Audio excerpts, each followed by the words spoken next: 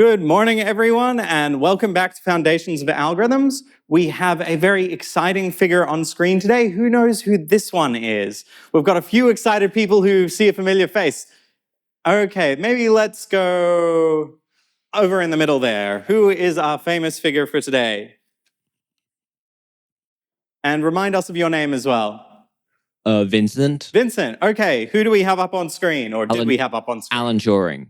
Alan Turing. I'll be honest. The only reason I recognize was because of the gay flag in the background. The gay flag. So you can tell us a little bit about him then. What do you know about Alan Turing? He did a lot of work with I think he created, was it the Bomber or the Colossus computer which cracked the Enigma code. Or he worked on the team and he also, he came up with the Turing test. He proved that the halting problem is undecidable. So Alan, and he happened to be gay. And he happened to be gay at the end, that's true. So Alan Turing is one of the real fathers of modern computer science. He was born in 1912 and died in 1954, which would have made him, quick maths? So he died at a very young age, and we'll get to more of that in a minute. But he was the person who really formalized the concept of algorithms, and indeed, as Vincent said, was responsible for solving one of the problems using digital computers that we identified in our very first class, that of cracking the Enigma code.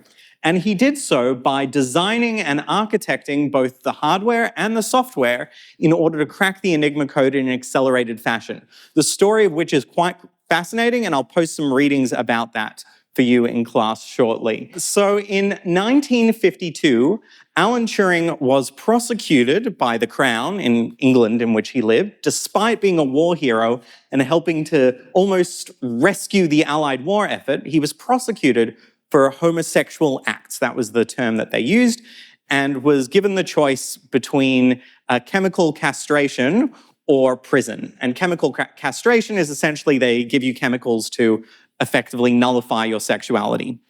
Then on June 7th, 1954, he died of cyanide poisoning, which for a very long time has been suspected to be a suicide, although the details of what actually happened aren't known. And then it was only in 2013 that he finally received a formal pardon from the Queen. So as much as in computer science we have these vaunted figures who contributed a lot, their path hasn't always been easy, and I think this is a reflection both on how society has treated some of the people in computer science, as well as illustrating a little bit of how far we still have to go today. If Alan Turing was only pardoned in 2013, we've still got a long way to go in terms of broadening participation in the field as a whole.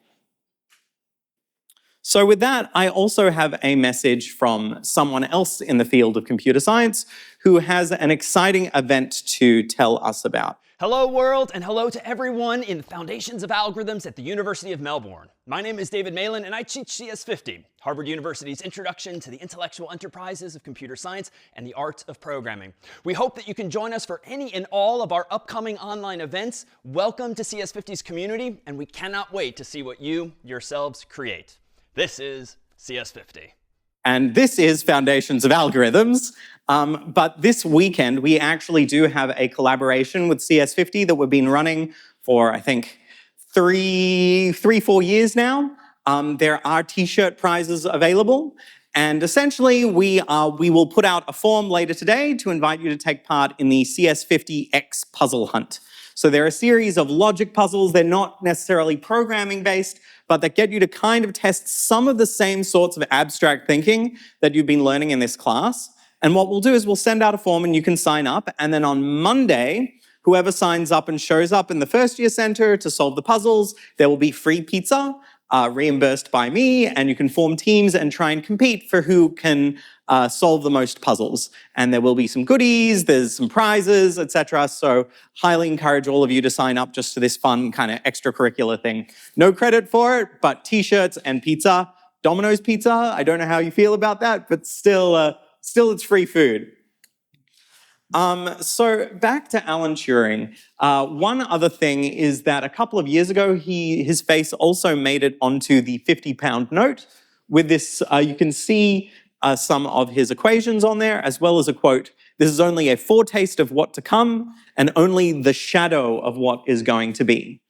And so as we go through the rest of semester, I encourage you to think about the way that the algorithms that we're learning today connect to kind of the stuff on the very frontiers. And we'll talk particularly in the last few weeks about the frontiers of research that is already starting to be understandable from where you are today. Okay, so back to our regularly scheduled programming. If you remember where we left off last time, we had a discussion about runtime efficiencies and big O. Essentially, how to characterize how quickly an algorithm runs in proportion to increases in the size of the input that we give it. And we had a whole bunch of different functions that we could relate our given runtime to. So we had a very simple example where the amount of time that an algorithm took to run grew linearly in proportion to the increase in the size of the input. We saw some sorting algorithms that grew where the runtime grew to the square of the increase in the size of the input. But there are a whole bunch of other functions as well, and we could map them out. Now, you would have also seen in some of your workshop exercises a similar thing, getting you to try and characterize the behavior of different algorithms. Now, we'll hear from Gav, who has got a question. Does the log base matter when we're working in big O? So how do you convert from one log to another log? Oh, the change of base. Yeah, there's a change of base rule. And what does the change of base rule look like? So if I want to convert from log base 10 to log base 2. You divide by log of log of 210, something like that. So we know that the ratio of one log to another log is fixed, right? So that's essentially putting a constant out the front. Yeah. And we are allowed to ignore constants. Yeah. So therefore the base of the log shouldn't matter. So can we just write it without any log? You can write it without. Normally in most settings, we assume that if there is no base written, that it's log 10. In some scientific settings, you might assume that it's log base E, but for our purposes, it really doesn't matter. Okay. If we were being persnickety and good mathematicians, we might actually notate it, but for our purposes, it's going to be okay. Nice. So we could also visualize all the different runtimes in a slightly different way. So I'm going to pretend to write on my iPad here. There we go. And I'm drawing my number line of where I'm going to place every different function along this line somewhere. So there in the middle, I have all my functions that run in linear time. And some of them are going to run a little faster and some a little slower, but they're all going to be faster in big O sense than functions which run in n squared time. So you could imagine filling up that space with a whole bunch of different functions, some of which are bigger than others once you get to that threshold point. And there are lots and lots of functions in this space.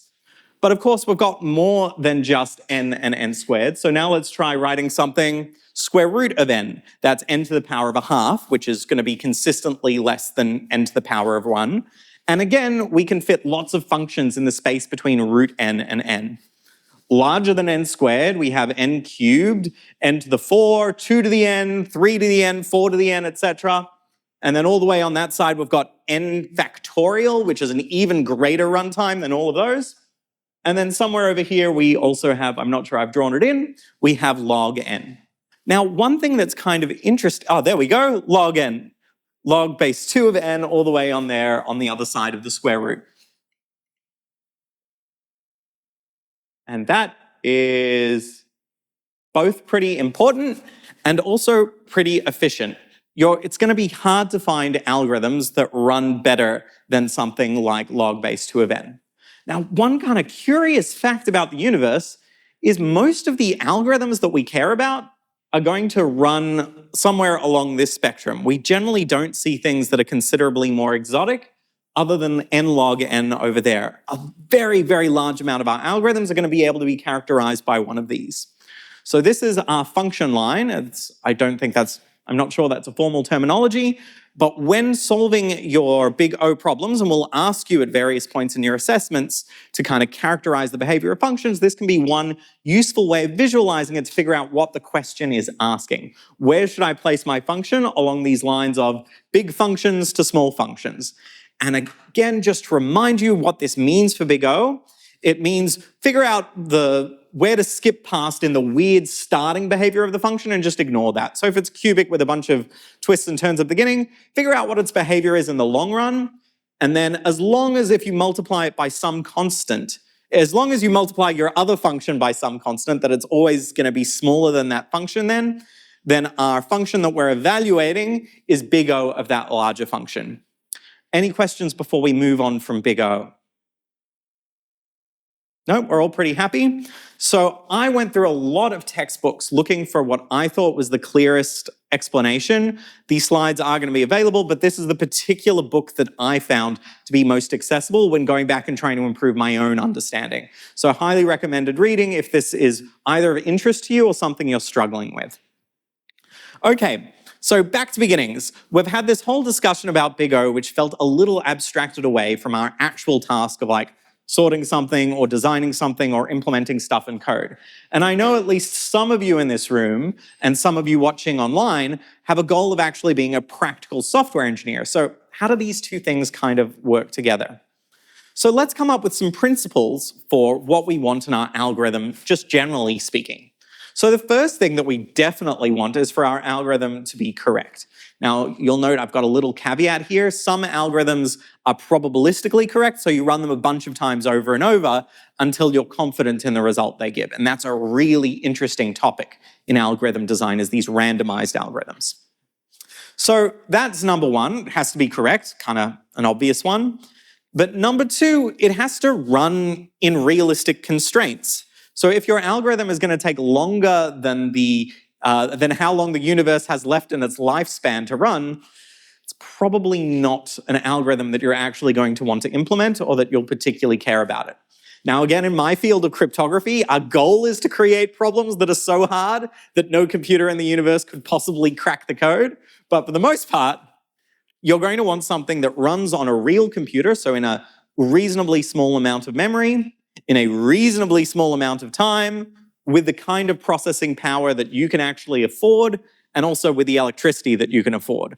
And all of these considerations have actually become, if anything, increasingly important in recent years. You will have maybe seen in the news things about, well, the large language models are using this much electricity, or we don't have enough chips in the world to run the kinds of models we want, or they take 6 months to build a model. So all of these kind of factors are playing in every day into the decisions of people designing algorithms that are actually getting used. So even while this was relevant 3 or 4 years ago when I first started teaching this subject, even more today, it's really obvious how these principles kind of play in.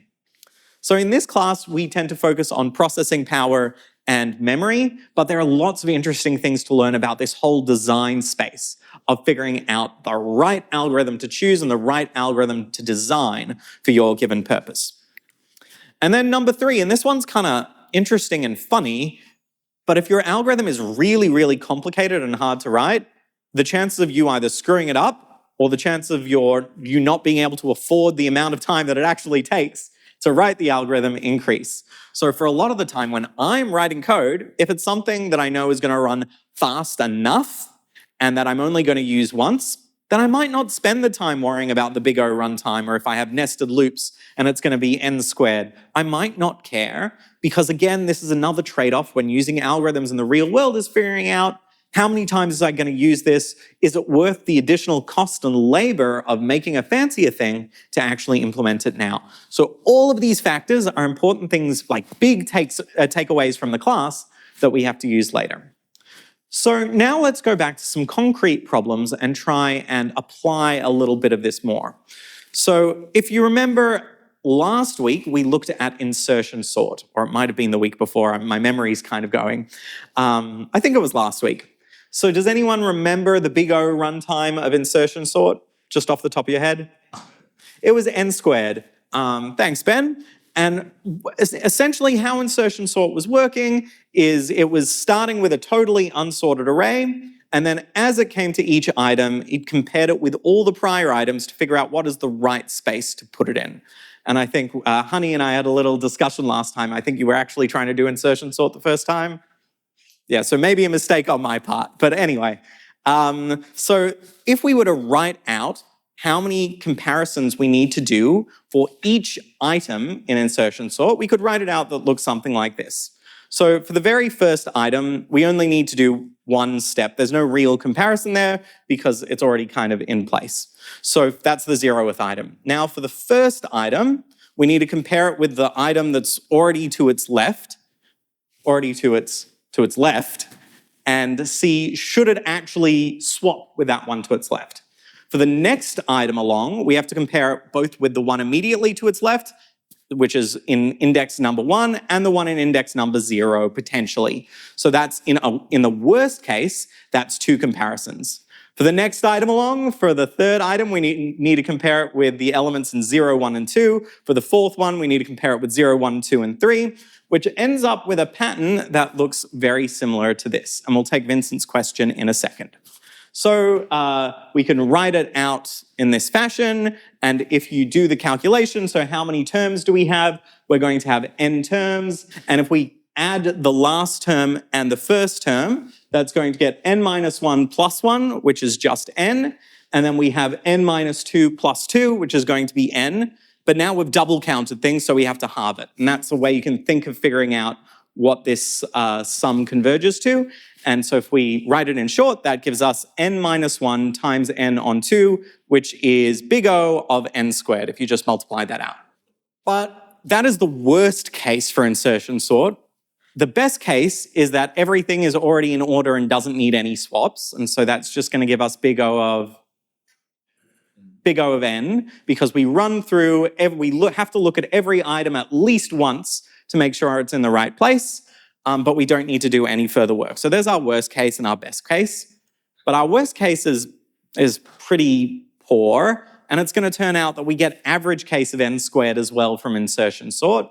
So does sorting really need to take quadratic time is going to be the motivating question for at least a chunk of today.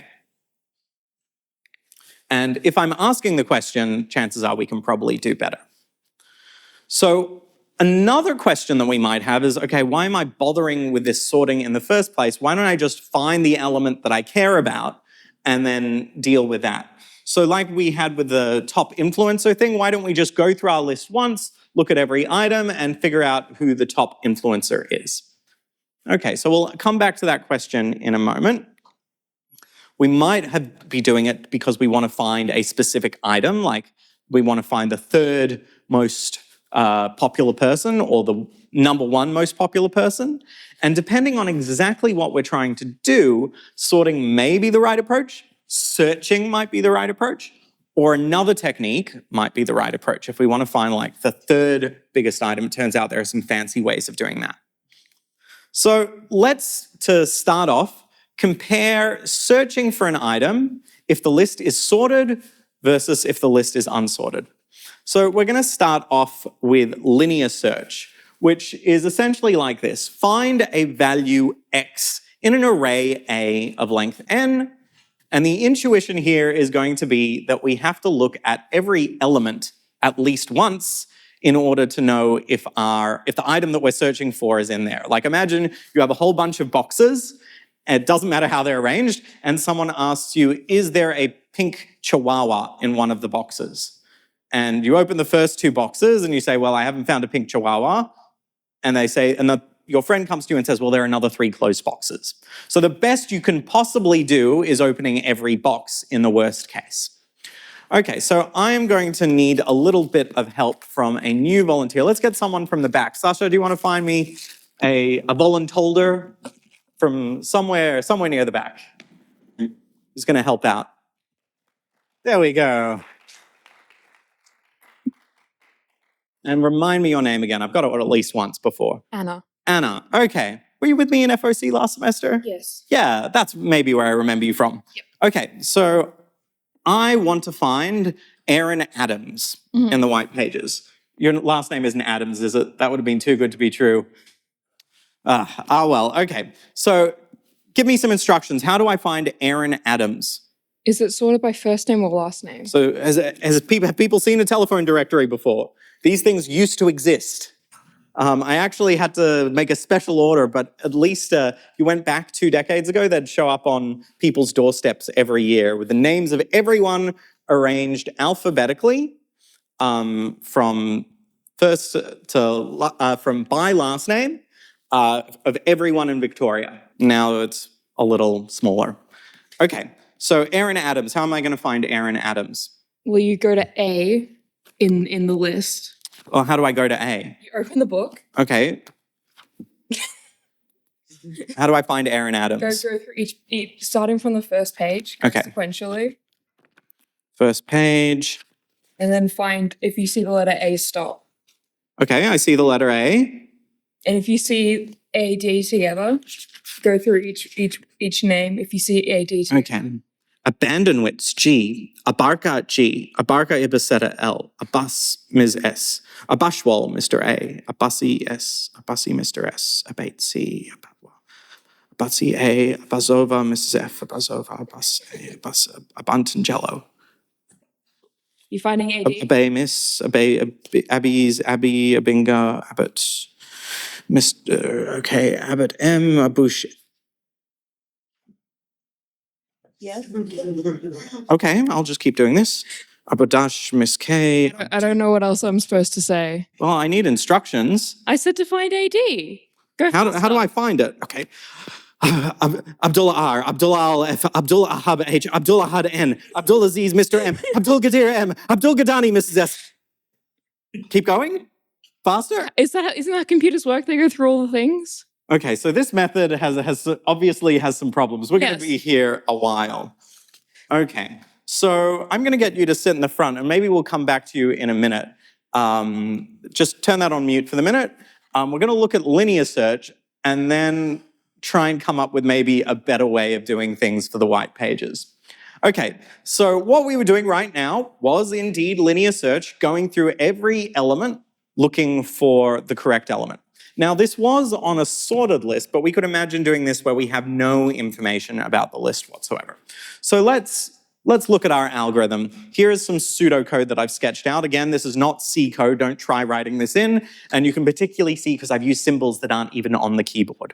So our algorithm sets some counter variable, I to 0, and then while I is less than the length of the array, and the current item in the array at index I is not X, the element that we're searching for, do the following.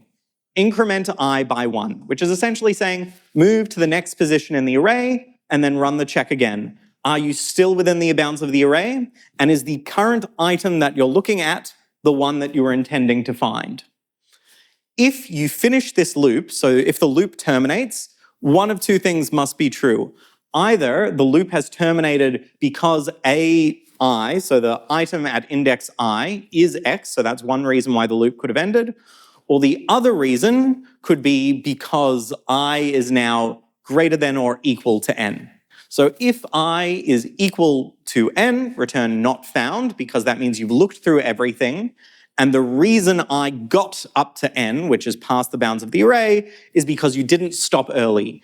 If you'd stopped early, then I would be small, still be smaller than N, and that would be an indication that the reason you ended early was because the other condition was true. Because you had indeed found an instance in which the ith element was equal to X. So in that case, we get to our else branch, which is return I. Very simple algorithm, 2 questions. Is it correct? And is it efficient? So the way we are going to approach correctness, and this is a very powerful technique that is used by a lot of the world's most sophisticated algorithms designers, is to use something called invariance. And an invariant is just a statement that you believe is going to be true at multiple different locations within a program's code. How do you come up with an invariant and how do you come up with the right invariant to use? Well, that's again one of these things like, how do you come up with a proof of something? It's a matter of experience and taste and judgment and kind of knowing what you want to get to. And then after having done a whole bunch of these and seeing how other people do them, starting to get a sense of what the common techniques might be that allow you to prove it. So there's no manual I can give you to how do I choose the right invariant? How do I always find a proof of correctness for a given problem? It's a skill that you develop, which is a little frustrating for many, but that's kind of how it goes. Now, the idea of invariant-based coding and invariant-based programming actually goes back quite a long way. And you might be able to see a little name at the bottom, E.W. Dijkstra. This paper came out in 1968, so pretty early in the history of computer science. And Dijkstra, that name is probably going to show up multiple times throughout your computer science education. There are a bunch of famous algorithms named after him, and also he was a very witty computer scientist. So he came up with this idea of actually writing code that you know to be correct the first time you write it after you've fixed up your typos, because you're using these invariants in the right places, which give you confidence that at every time the invariant appears, if your program indeed runs, then it is correct. Because if it hit the invariant and the invariant is false, you should design it such that the program automatically terminates. So if the program runs, then it should be correct. So here is an example invariant. Let's come up with a statement P. And again, this is a statement that I'm telling you this is the correct invariant to use for this particular proof. I knew this because the textbook said it, but more generally, I knew it because I know how the algorithm works. I know kind of how invariants work, and so I've got a good sense of how to come up with correct kinds of proofs. So let's create a statement P out of the blue, and let's define it as such. The statement P is true if the following evaluates to true. So is it the case that I is between 0 and n inclusive, and also the case that x is not in any of the elements between element 0 and element I minus 1.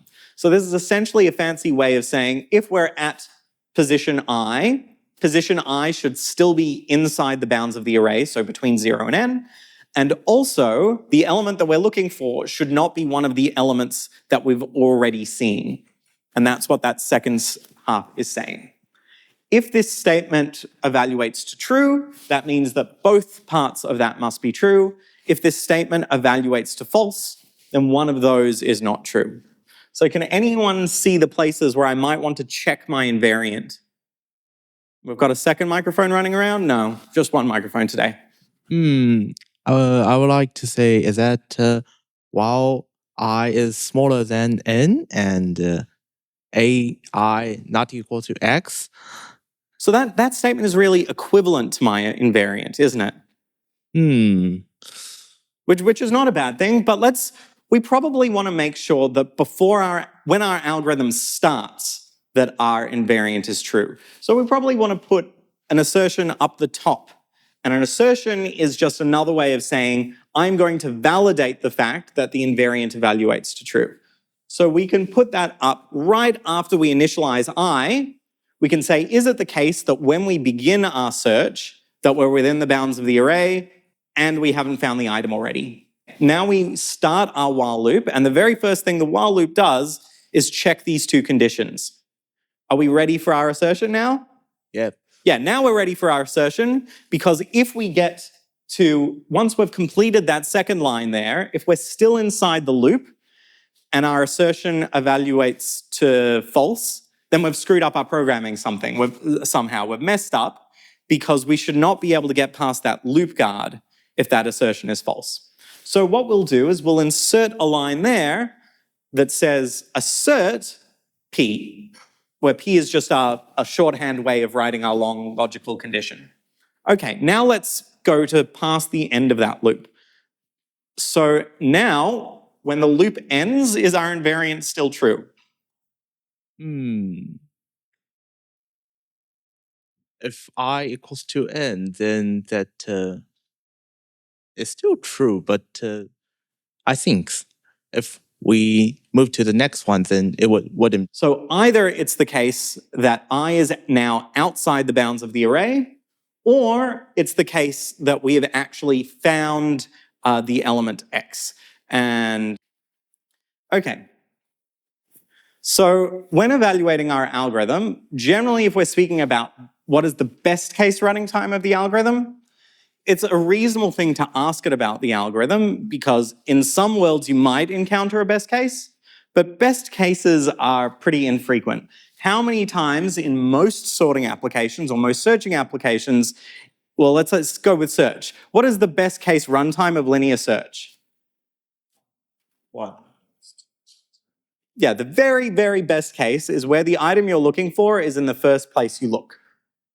But from personal experience, you probably know that generally when something is missing, it is not in the very first place you look. Same thing in an array. Now, depending on the specific arrangement of your data, it might end up being the case that that occurs more frequently because of some process leading to that. In which case, best case analysis might be useful. However, in many more cases, we want to know what happens on average, assuming we don't actually know very much about the distribution of data. What are we expecting the algorithm to do on a random input or on an input that represents average? And then worst case makes us feel a lot more comfortable with the fact that our algorithm isn't going to misbehave. Now, you might say, well, isn't the worst case just as unlikely as the best case? What is the chance going to be that the item you're looking for is the very, very last one in your array? Now, it is true that when looking for an item in your house, the item that you're missing is always in the last place you look for it, but that's by definition. It is not the same for items in an array. And Vincent had another query. No? Okay. Now, the worst case is kind of a little more interesting. In particular, because sometimes we are not just operating in an environment where the inputs to your algorithm are generated by some natural process. Sometimes the inputs to your system are going to be generated by someone that looks something like that. So on the other side of our algorithms are often people generating data, and you want to make sure that your system is robust and resilient against actors that may be intentionally trying to compromise the system. Okay, so let's get the microphone back to Anna. I don't know where it disappeared to. So I'm going to run through our algorithm again. And now I want you to help out a little bit more. Okay. Okay, so this time instead of searching for Aaron Adams, I am going to search for Abantangelo A. And we're going to do this using the algorithm we had before.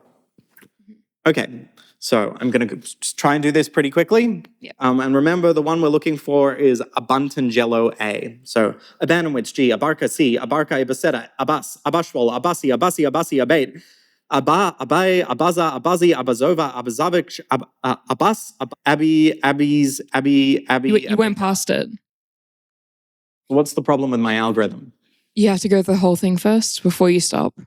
Yeah, you have to go through the whole thing before you stop. We want to make sure that our algorithm still behaves intelligently when the item isn't in the array. So when it goes past the point at which that item should have appeared, it should stop. And this works because our array is sorted. We want this early stopping condition, this condition. We want to say that if the element is in sorted order, which we can do now, if I've exceeded the value that we wanted to look at. So if I've gone past Abantangelo, that we should actually stop and say not found, right? Yeah. Because if I've gotten past Abantangelo, then either I should have stopped because it's there, or I should have stopped because we're past that point in the list. And we have Sam, sorry, there's Ben. Mal. The fact that you're returning a value when you find it not mean that the loop does end when you find it? So if you'll notice the structure of both this one and the other one, the returns are outside of the loop. So the loop runs first. Oh, right. Okay. That makes sense. So this one, if we're assuming that we're in sorted order, we can do slightly better than linear search because we can say once we get up to a given point, if we're past the person's name, then we should stop. But otherwise, you still have to go through everything. Can you not just say in the pseudocode that you break the loop when you find it? Yeah, if you find it. But what if it's not there? Right. Well, then, yeah. Right? If it's not there, then we've had to look through everything.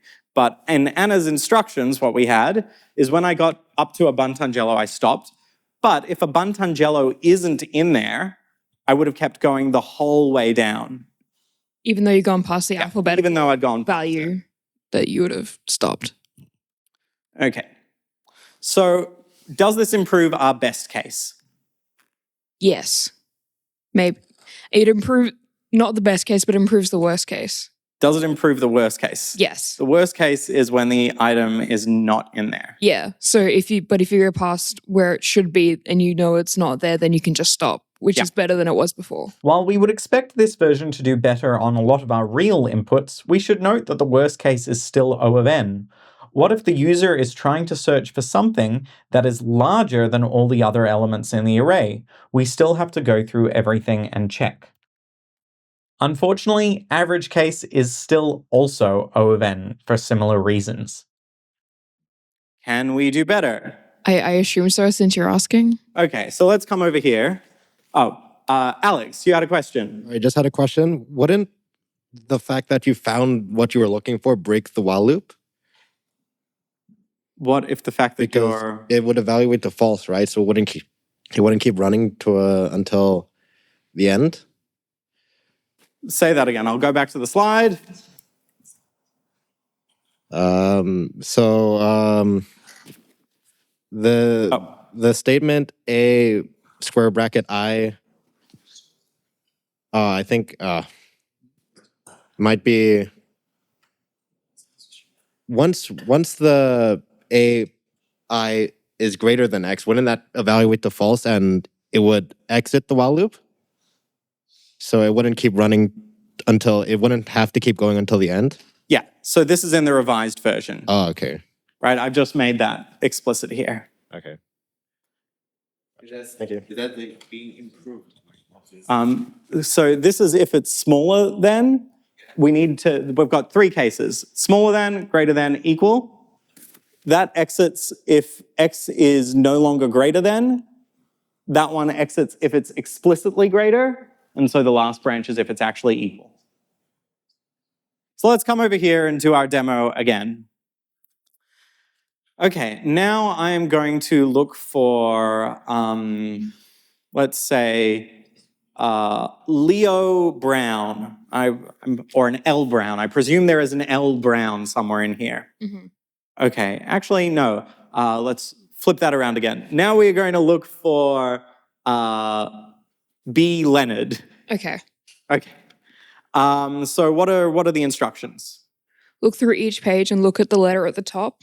Okay, look through every page.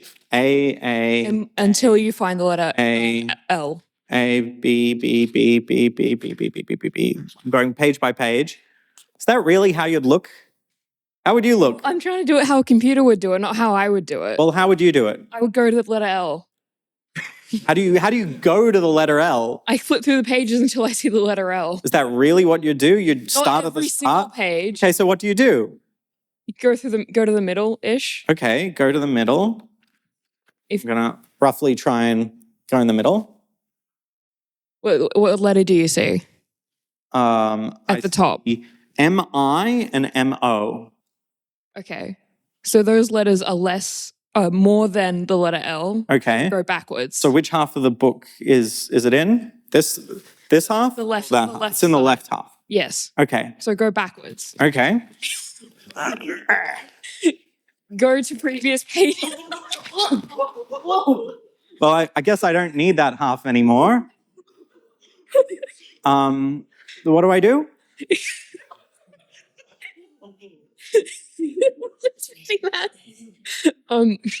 Go through the previous pages. What do you mean go through the previous pages? Look through the array. Go Just page by page? Previous pages until you find the letter. Just page by page? Go half again, I guess. Okay, go half again. Is this recursion or something? Okay, now what do I do? What are the letters on the top? G-L and G-O. So rip off the So which half is it in? It's in this half. It's in this half, okay.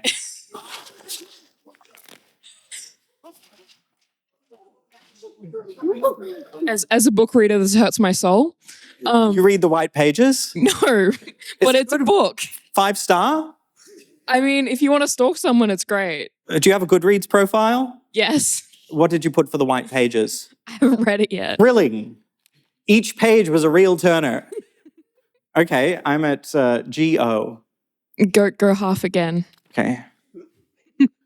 Jones and Jusse. So get rid of the previous. Okay.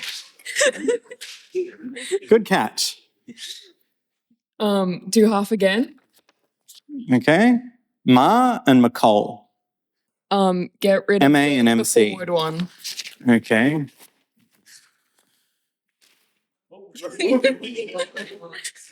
This isn't working as well now. There are fewer pages.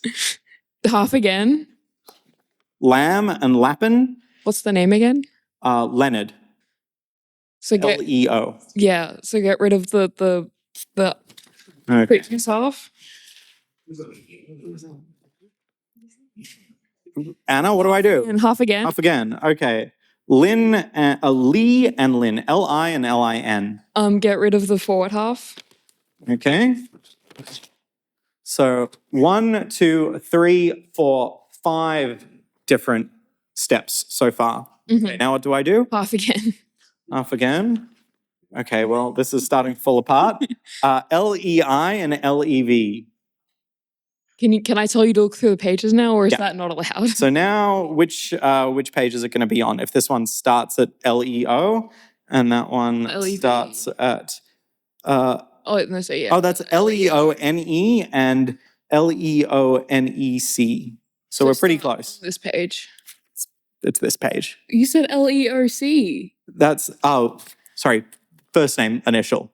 So this is Leonie C and this is Leonie T. Ah. So it's going to be on this page, or this half at least. So should we split it in two again? It was Leonard. What? What was? So the- it's. I guess it starts at L-E-I and what ends was the at name again? Leonard. Leonard. And that ends at Leonie C. Yeah. So actually, Yeah. we found our page. Yeah. And that was 6 throwaway steps. How many pages are in the white pages? A lot. Roughly? 1,000. Okay, and if n is 1,000, did it take n steps to get to No. the item we were looking at? So how do you explain that difference? Because you're getting rid of all the you're getting rid of it exponentially decreases the amount of pages you have to look through because it's halving each time. Halving each time. Do we know like a mathematical function that's like exponential but in reverse? Log. Log. Okay, so what do you think the runtime of our new search technique is? Log n. There we go. We have a new log n technique for searching for an item as long as the list is... As long as the can you As long as the list is... there? Well, would it work if all of these were in a random order? No, as long as it's sorted. As long as it's sorted. So this technique is called binary search, and it is a log n searching technique that works as long as our list is sorted. So can we have a huge round of applause for Anna? Who particularly helped us out in times of great duress and stress there with some violence going on stage. So this is the algorithm for binary search. We have 2 variables that specify the low end and the high end of where we're looking. Remember, because we're kind of trying to figure out this piece in the middle. And then what we do is while the low side that we're looking at is less than the high side, which really should be the case most of the time, figure out where the middle is. So the way we do the middle, we figure out what the low number of the page is and the high number of the page is and divide them by 2. So that gets us the middle for the chunk that we're looking at. Then what we do is we check if the item we're looking for is in the left half or the right half. So that's if x is less than am, or if x is larger than am. So that determines which of the branches we're going to go in, which then picks for us which of the 2 branches we're going to go down. Are we going to move the into the left half, or are we going to move into the right half?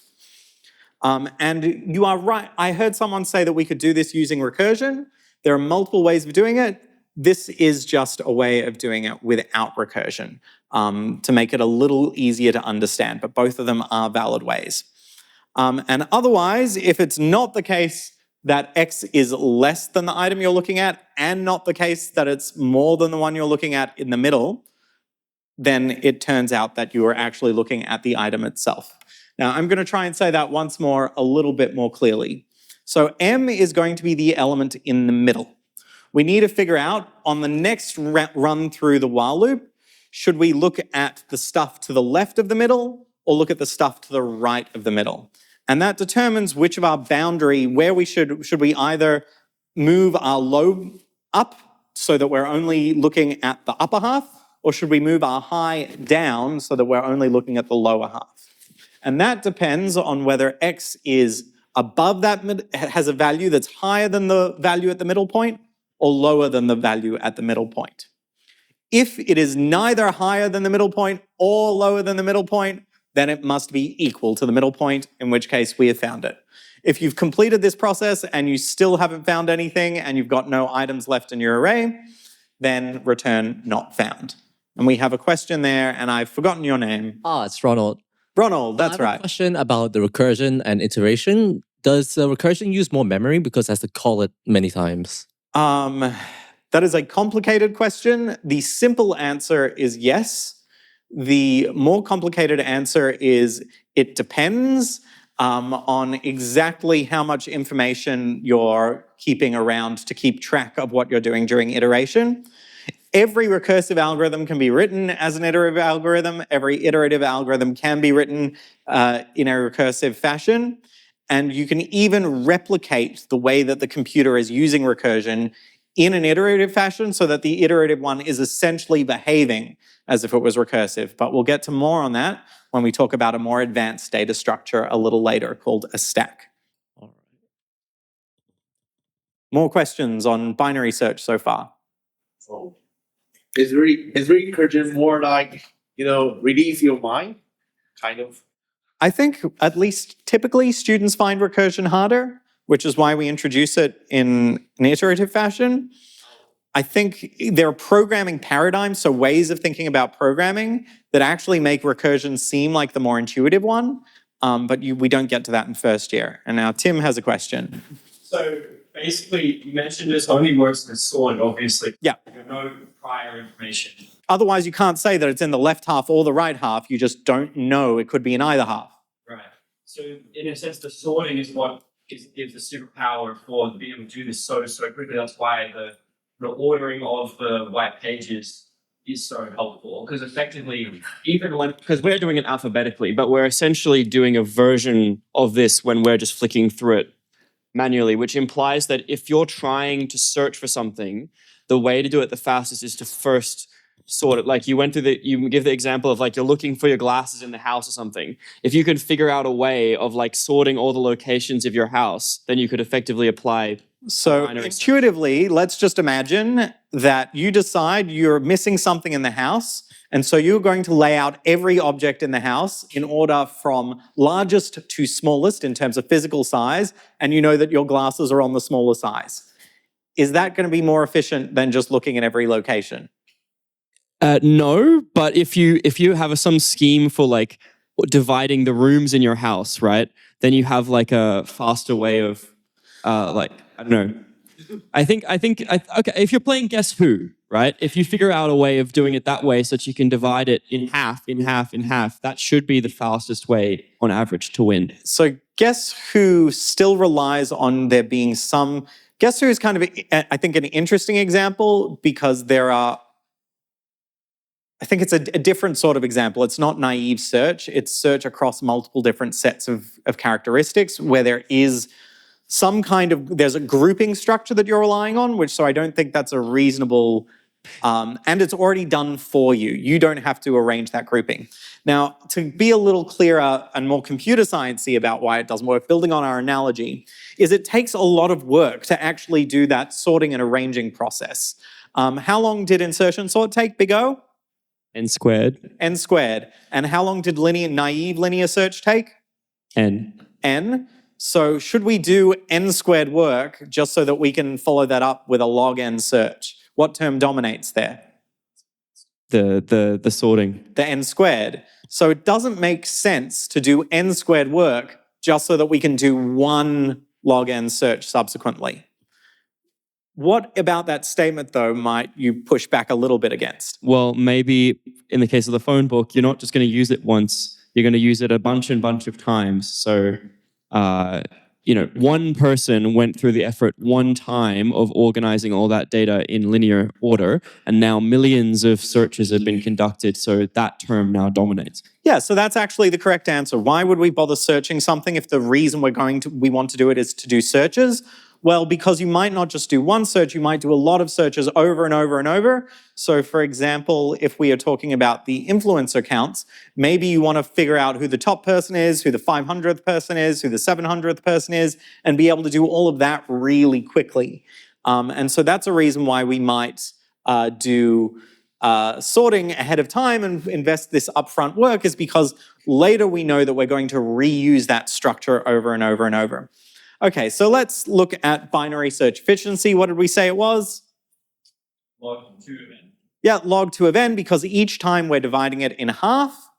And if we divide something in half repeatedly, the number of times that you can divide something in half repeatedly before getting to just a single item, assuming that it's an array or a set of things, is governed by log. So it's like the reverse of our exponential function. So if I double something and then double it again and then double it again and then double it again and then double it again, I've doubled the number of items 5 times, which means that I can go back 5 times. I can divide by 2, divide by 2, divide by 2, divide by 2, divide by 2. And that is the way the log function works. Okay, what about correctness? We're going to work on our invariant-based proof again. And this time we have a new invariant. So our invariant this time still has a note about the position of n. So in this case, the position of our 2 pointers low and high. And in this case, low and high must be within the array because they're pointing to locations in the array. So they're between 0 and n. And on the other side, we have that x is not in the half that we've excluded by where our lower marker is, and it's not excluded in the upper half of where the upper marker is. So that means there is this middle section that we haven't looked through yet, but in the parts we've thrown out, it's not in there anymore. And we're using low and high to say these are the markers, these are the position markers of places that we've thrown out in our list. So let's try this on the iPad very quickly. Let me go to an already sorted list that I have earlier.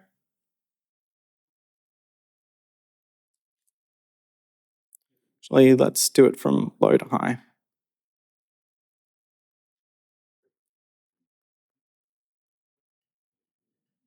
Okay, so we're going to start off by having low here and high here. And we know it's the case that high is pointing to, let's put high pointing to the end of the array properly. Oh, it's gone? Oh, I hit the fade to black button accidentally. There we go. Okay, so we know that if our, let's put low over there, we know that the item that we're looking for, if it is indeed in the array, must be somewhere between low to high. It's not on that side of low and it's not on that side of high. And we also know that low and high are within the bounds of the array. Now what we're going to do progressively is, let's say we're looking for the number 15. Now because we're people and not computers, we can instantly see where it is, but our computer doesn't know where it is yet. So what our computer is going to do is pick the midpoint. And so our computer is going to pick the midpoint between the two. Still there. And then it's going to say, okay, let's look at the item in the middle. Is the number 15 greater than the number in the middle? Yes. Yes. And so what we're going to do, we're going to move low up to this point. Up to that point. Because we know that it must be on the other side of that number we just looked at, and so we can now ignore all the rest of that part of the array. Likewise, let's split it down the middle again. This is our second step, and now we're looking at the number 21. Is the number 15 greater than or less than 21? Less. Less than. So now we're going to move our high to be over here, and everything out there we have now excluded. And then we repeat the process one more time, divide it in 2. Is it less than 15? Is 15 less than 15? Is 15 greater than 15? So therefore we must have found the item. And so we see this is a step-through process, but it also applies to working through with our invariant. So we're still in the array. Low is smaller than high, and our item is not in the excluded sections. Now, our invariant has to start off true just because of the way we've constructed our algorithm.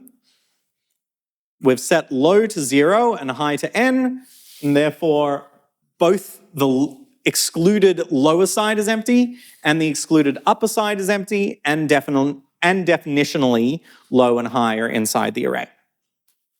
Okay, now we're going to start using our assert statements. So while low is less than high, assert this combined statement, and also additionally assert that low is less than high. So we know that low is definitely less than high, and we know thus far that P is true. Now choose the midpoint, and then again, assert P. Hopefully nothing that we've done has impacted P so far because we haven't actually excluded anything at this stage. And we also know that the midpoint definitionally must be between low and high. And Sam has a question. When we're getting low and high, would you say it's better to use the actual values in the array or the indexes of the array? Use the indices. Right. Because that enables us to manipulate to get this midpoint much more easily. Yeah. Because otherwise we can't run this calculation over there that says choose the midpoint between them. Because you can choose a midpoint value, but that value doesn't tell you how to exclude different parts of the array. Right. Okay. Okay. Now, we've got, after this point, we've got 2 branches. Branch 1 is if x is less than the midpoint. So now we know P is still true because we haven't done anything yet to impact the truth of P.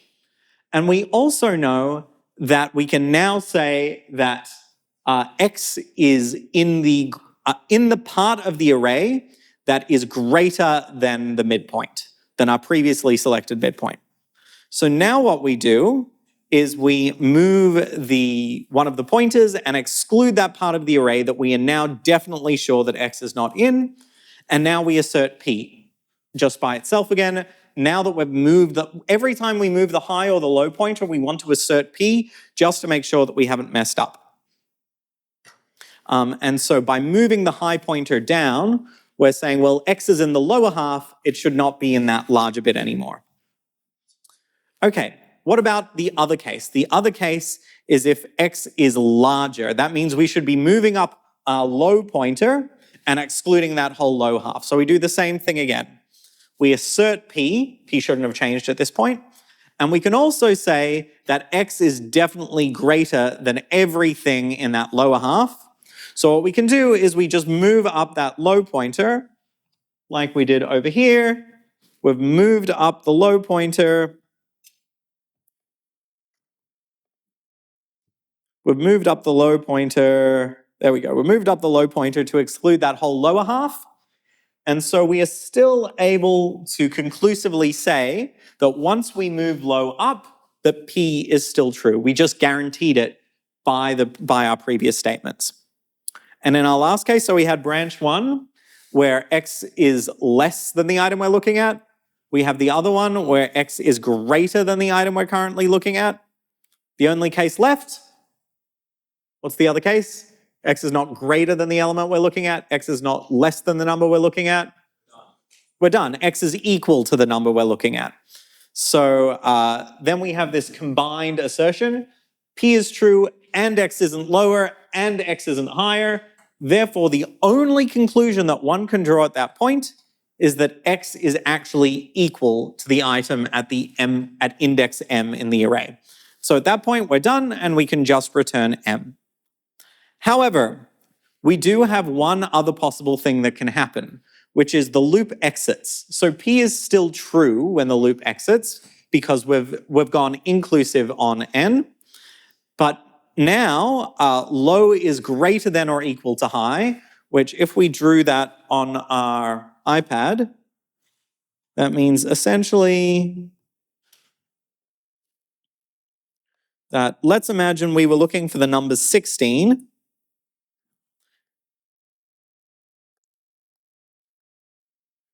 So I will fix those up. Let's imagine we were looking for the number 16. So we moved and we removed the first half from low, then we removed these from high, then we removed that from high, then we removed that from low, and now low and high are at the same place, which means there's nothing in the middle. There's nothing in between low and high, which is essentially what we're saying here.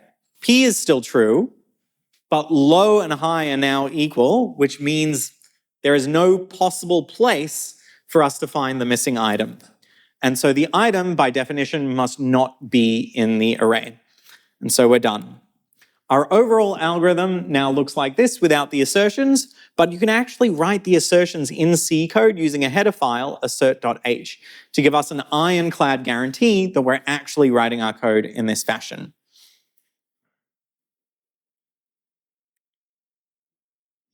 Okay, so we will do one or two more things on binary search, and then we will take a bit of a longer break.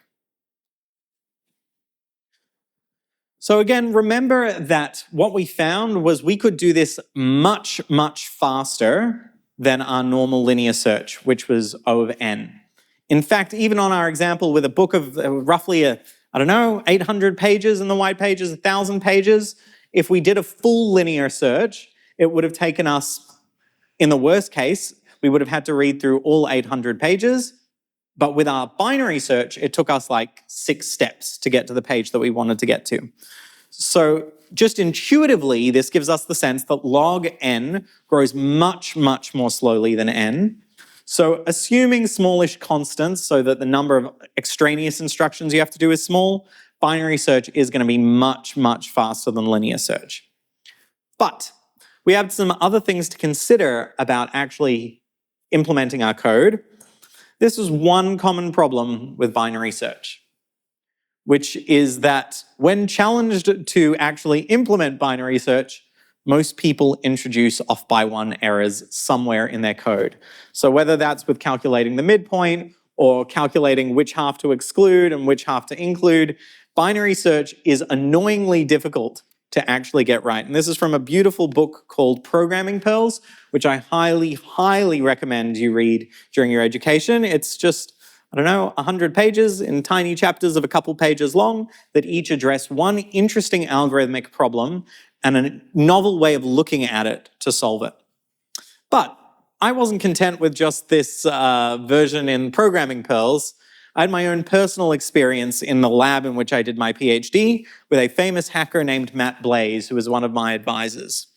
And Matt Blaze told everyone in the lab that he would give a cash prize, a large cash prize, to any of the PhD students who could correctly write binary search on the whiteboard without an error in as much time as they liked, assuming that he was still around. So cue 20 minutes of PhD students madly scrambling. Do you think I managed to get binary search correct? Nope. Do you think any of the PhD students managed to get binary search correct? Nope. Not a single one, not a single PhD student at one of the world's foremost institutions could correctly write binary search on their first time, which just illustrates why the invariant-based approach is so powerful, because if you can actually step through your code and assure yourself that the proof is correct that increases the likelihood of you writing bug-free code substantially, especially when you then go and execute those assertions, then you get much stronger guarantees. Go. Can we think of these like proofs of invariance as the programming version of a proof by induction from like maths? Proof by deduction? Induction. So it's depending on exactly what you're doing, you might use both deductive and inductive logic in a proof like this, but there are more deductive elements typically. Okay. So I think I have a proof somewhere in here which uses invariance, but also has some induction because the algorithm is recursive. And we'll look at that in our next segment. Okay. But yes, generally it's deductive logic. And for those of you who are thinking about a future in research, you'll note I found this later when I was looking up what had happened in the lab, but there's this interesting 2006 post on the Google blog which said that John Bentley, who wrote Programming Pearls, did this with his PhD students as well. And so I believe it's something of a tradition in top computer science labs to try and get the PhDs to write binary search. So if you practice now, perhaps there is a prize somewhere in your future and you can take your PhD supervisor by surprise. Okay, so we're going to take a break in 1 second, but Tim had we had a bit of a back and forth a couple minutes ago, and Tim said, well, why wouldn't you just sort things? And I said, well, isn't sorting worst case O over n squared and average case O of n squared? Well, we've got a bit of a question. Is sorting really that bad, or is it just the algorithms that I have shown you? And we will take a pause for, I don't know, let's do a 12-minute break. So that'll take us to 11:38. All right, everyone, settle back down, and we are ready to continue. So can we do better than an n squared average case, worst case, best case sorting algorithm? So we already know we can do better than an n squared best case algorithm. We had our insertion sort, which could do better. If the array was already sorted, we could just do it in time O of n. But what about best case and what about worst case and average case? So now we are going to move on to an algorithm known as Quicksort. Now, surprisingly, Quicksort is not the quickest of all the sorting algorithms out there, but it does have some features that make it very commonly used in practice. Now, again, we've discussed that sometimes the big O behavior might not reflect the actual running time of an algorithm when used on real common data. And Quicksort is one of these cases where its big O behavior is pretty good, and we'll get to what that is. But it ends up being used so frequently, mostly because in practice, it ends up being very fast on lots of different types of data that are commonly sorted by programmers. So the core intuition of Quicksort is going to be this idea. So just like we had in our other sorting algorithms, we had part of the array, part of the cards out the front that were always sorted, and we moved along to progressively sorting bits of it as we went. We'd go from this side and make sure the first card is in sorted order, then the first 2 cards are in sorted order, the first 3 cards are in sorted order, and then we'd have to go through all of them, and to get each card in its right place for all our other sorts, thus far it took us work n. So with n cards to get into place and n work for each of them, that was n squared. Now, Quicksort is going to be a little cleverer. So just like we went from linear search to binary search by dividing our problem in 2 each time, we're going to do something similar for Quicksort. So the way that Quicksort works is the same as having progressively going from one side to the other, except now we're going to split it into 2, sort both sides. In order to sort both sides, we're going to split both sides into 2. In order to split all 4 of those bits, we're going to split all 4 of those bits into 2 until we get down to just 1 element. How do you sort 1 element? Anyone? Yeah, Lottie gives 2 thumbs up. It's already sorted. You're already done. Okay, is there a microphone that we can get to Lottie now? Very quickly. Sorry.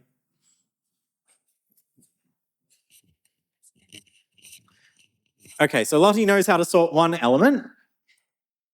Do you know how to sort 2 elements? You look at them both, and if the bigger one is first, then you swap them. Okay, so if we want to do smaller and then bigger, if they're out of order, we just swap them. Okay, so what about sorting 4 elements? How might you do that? Well, you could. Are we doing it like that? Okay, we're going to hide that for a second. Okay. Or let's make it a little easier for you. Let's sort 3 elements. So you can sort the first 2. Okay, and so then- split it into 2 groups. Sort the 2 using the technique you just told me, which is check which is bigger and swap. Okay, now what do we do with that 3rd one? Is it sorted already? By itself, it's By sorted, itself. but it's not sorted with the others. Okay. So now you have to compare it to. You might have to compare it to both the others to find out where it goes between them. Okay, so that's what we do if there are 3. What about if there are 4? If there are 4 elements, how can we build on our technique? Well, you could repeat the process for 3 and compare it to all the other elements, but that's not that fast. Like our other kind of sorts. Yeah. So you know how to sort 2 at once, don't you? Yeah, so let's split it in half and sort both of the 2. And then we know that they're in order. So you want to put them back together by just looking at the smallest of both groups and sort that. And then, yeah. So we're getting somewhere. So it seems to be we've got a really easy way of sorting the pairs. Where it gets a little trickier is combining them. And this is going to be the fundamental idea behind Quicksort. It's a really, really simple algorithm to write out the basic Quicksort. But this step in the middle of, okay, so once you've sorted your smaller groups, how do you put the groups back together? That will be our slightly trickier piece. Okay, so let's look at Quicksort on the iPad, and we'll figure out actually how we do this putting together. There we go. Okay, so there in the corner, I have a kind of scribbly version of my Quicksort algorithm. And so we're going to have a function that puts things back together, and we're going to call this the partition function. There we go. So that is our function over here. It's our partition function. And then the rest of the algorithm is if you've only got one element, return it because it's already sorted. So if the size of the thing that you need to sort is only 1, well, you don't have any work to do. Otherwise, going to pick a point around which everything to the left of that point is going to be smaller, and everything is going to be smaller than it. Everything to the. Let me say that one more time. Pick an element. Our goal after rearranging things is going to be to put all the things that are bigger than that element to its right, and everything that is smaller than that element to its left, and then just take both sides and sort them. So let's imagine we have this array over here.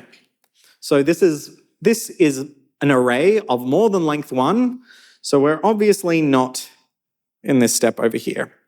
We're in this next step. Okay, so what we're going to do first is choose the 0th element as our element P. Now, you don't have to choose the 0th element. You can really choose whichever element you like, but we're going to choose the 0th element for simplicity's sake for at least the start of our presentation. Okay, so now what we want to do is we want to rearrange everything using our partition function. We haven't explained how that's going to work yet, but we're going to rearrange things using our partition function so that everything to the left of 26 is smaller than 26, and everything to the right of 26 is greater than 26. And now you might ask, well, what if there are 2 26s in the array? Then you just put them all next to each other. So we're going to call this element the pivot. That's what P stands for, because everything else is kind of rotating around this pivot. So we're going to our goal is to have that pivot in the middle, everything smaller than the pivot to the left, and everything larger than the pivot to the right, and everything the same as the pivot just goes in that middle region. So let's do that rearrangement. So here I've just done it in advance for us. So now we can see that 16, 19, and 12, 16, 19, and 12 are all moved to the left. All the 26s are in the middle, and all the larger elements are in the same order as they were before, but they're now on the right. And this is what we call partition. And now what we do, we run Quicksort again on the smaller half. And so let's do this over here.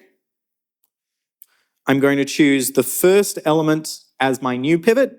And so now 19 is bigger than 16 and 12 is smaller than 16. So let's write that out. So that will become 16 will be in the middle, 19 will be on that side, 12 will be on that side. And now that's starting to look a lot more sorted. Okay, let's do that on the other side. Oh, that was just a version I prepared earlier. So 12, 16, and 19. Now let's do quicksort on each of these elements, each of these arrays of size 1. So how do I sort? Lottie, do you still have the microphone? No. Okay, you can just indicate with your thumbs. So is an array that just contains the number 12 sorted? Thumbs up. Is an array that just contains 19 sorted? Thumbs up. Okay, so now we are in our base case for each of those two halves. So now quicksort is just going to return. There's no work to do on either of these halves. And so now quicksort for all three can return. So we have now sorted that entire left side. So it's 12, 16, 19. So 12 is sorted, 19 is sorted, and 16 is the old pivot. So it's in the right place. So now we're in the place where we've sorted that white section. We have our pivot, which is already in the right place by definition because everything smaller is to the left and everything larger is to the right. So now what do we do? Gabriel, you've moved a fair way back. Okay, let's, someone else want to answer this one? What do we do now? What are we up to?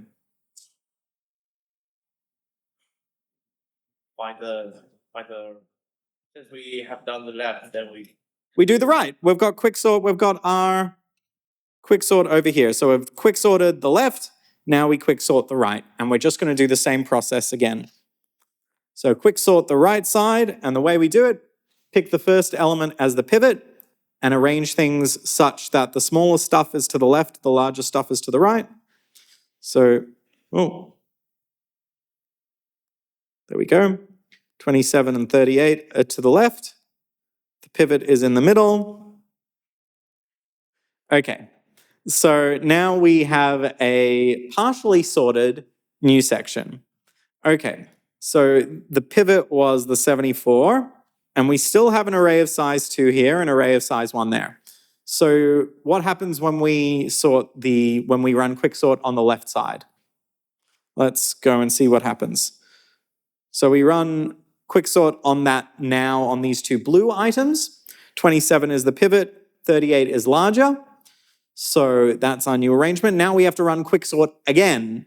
But now quicksort is running on an array of size 1.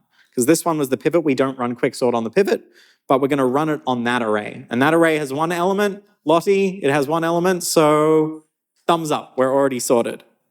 Great. And already sorted.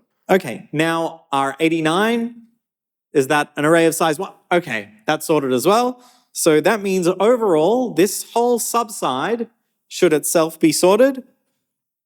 So now we have just sorted, pivot, just sorted. And so now we have reached the end of quicksort, which means we are done. That's the entire sorting algorithm. So now the only question is, how does partition work? Okay, so here is the code for partition. So essentially we do the same kind of thing as we've been doing with having two pointers. Like we had low and high in binary search, in this case we're going to call them FE and FG, which stands for first equal to the pivot and first greater than the pivot.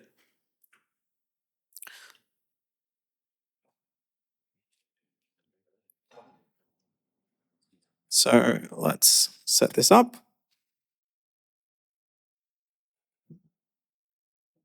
Okay, so what we want to do is we want to start looking, we want to figure out what is the current element that we're looking at in all the elements that we need to partition. So in this case, we're partitioning all of the elements because we're at the very start of our quicksort for the big thing. So the next element that we're going to look at is probably this first element over here. So while next is less than first greater, so if the value of the thing pointed to it next is less than the pivot, swap first equal to the pivot. Swap the item at first equal to the pivot with the item that you're looking at. So that means that our first equal to the pivot is currently over here, and we have an item that is smaller than the pivot, and so we swap them. So we swap 16 and 26, and now we move up first equal to the pivot there, and our next is now going to be here. Okay, so now we run our loop again. While next is less than first greater, so we still haven't reached the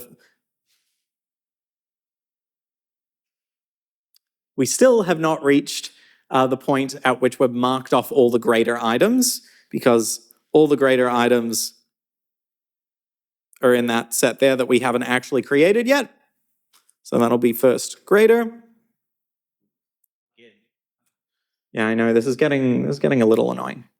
Okay, so look at the next element. Is 19 smaller than the pivot? 19 smaller than our pivot? Yes. So we're going to do a swap. So 19 moves here. Our pivot moves there. That becomes first equal. And our next is there. Is 12 smaller than the pivot?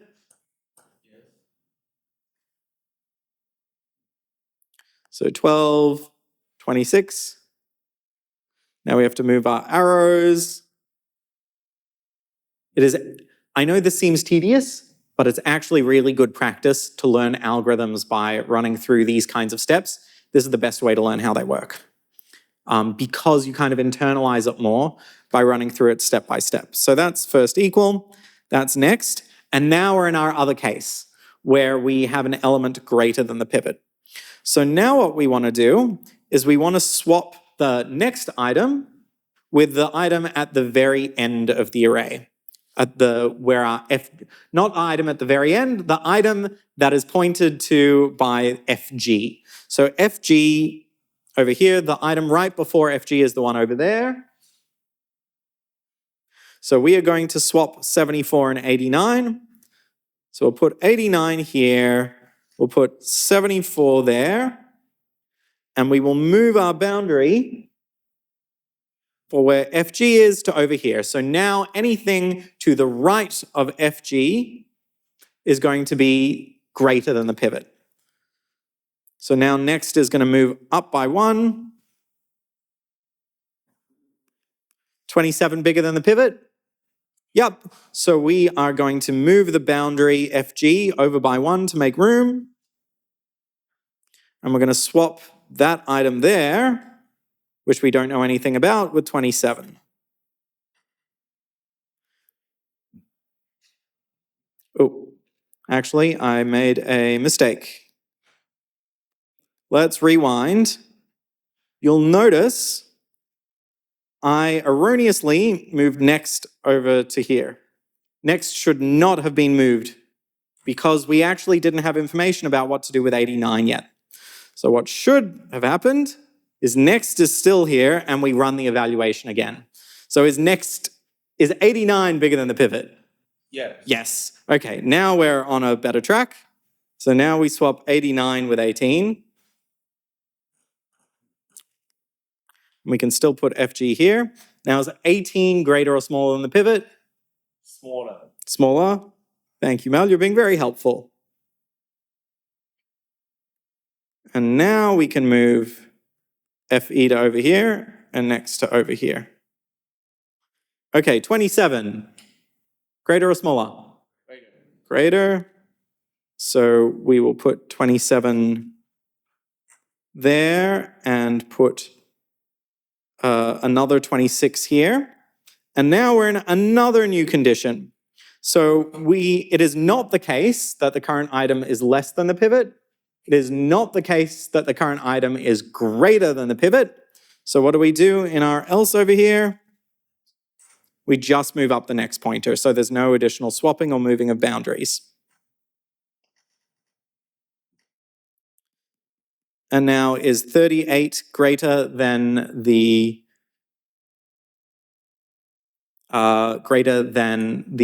pivot? Yes. It is, but you'll notice that our FG boundary is already over here. And so the swap is essentially going to be with itself. So there's no other place for it to go, but we do move the FG boundary. And now you'll notice that this loop condition to keep going is no longer true. Our next is now on the other side of the FG boundary, which actually means we're done. So if we stop and look at what's happened, oh, and it doesn't let me reverse that. If you stop and look at what's happened, you'll see that we now have totally partitioned things into 3 different segments.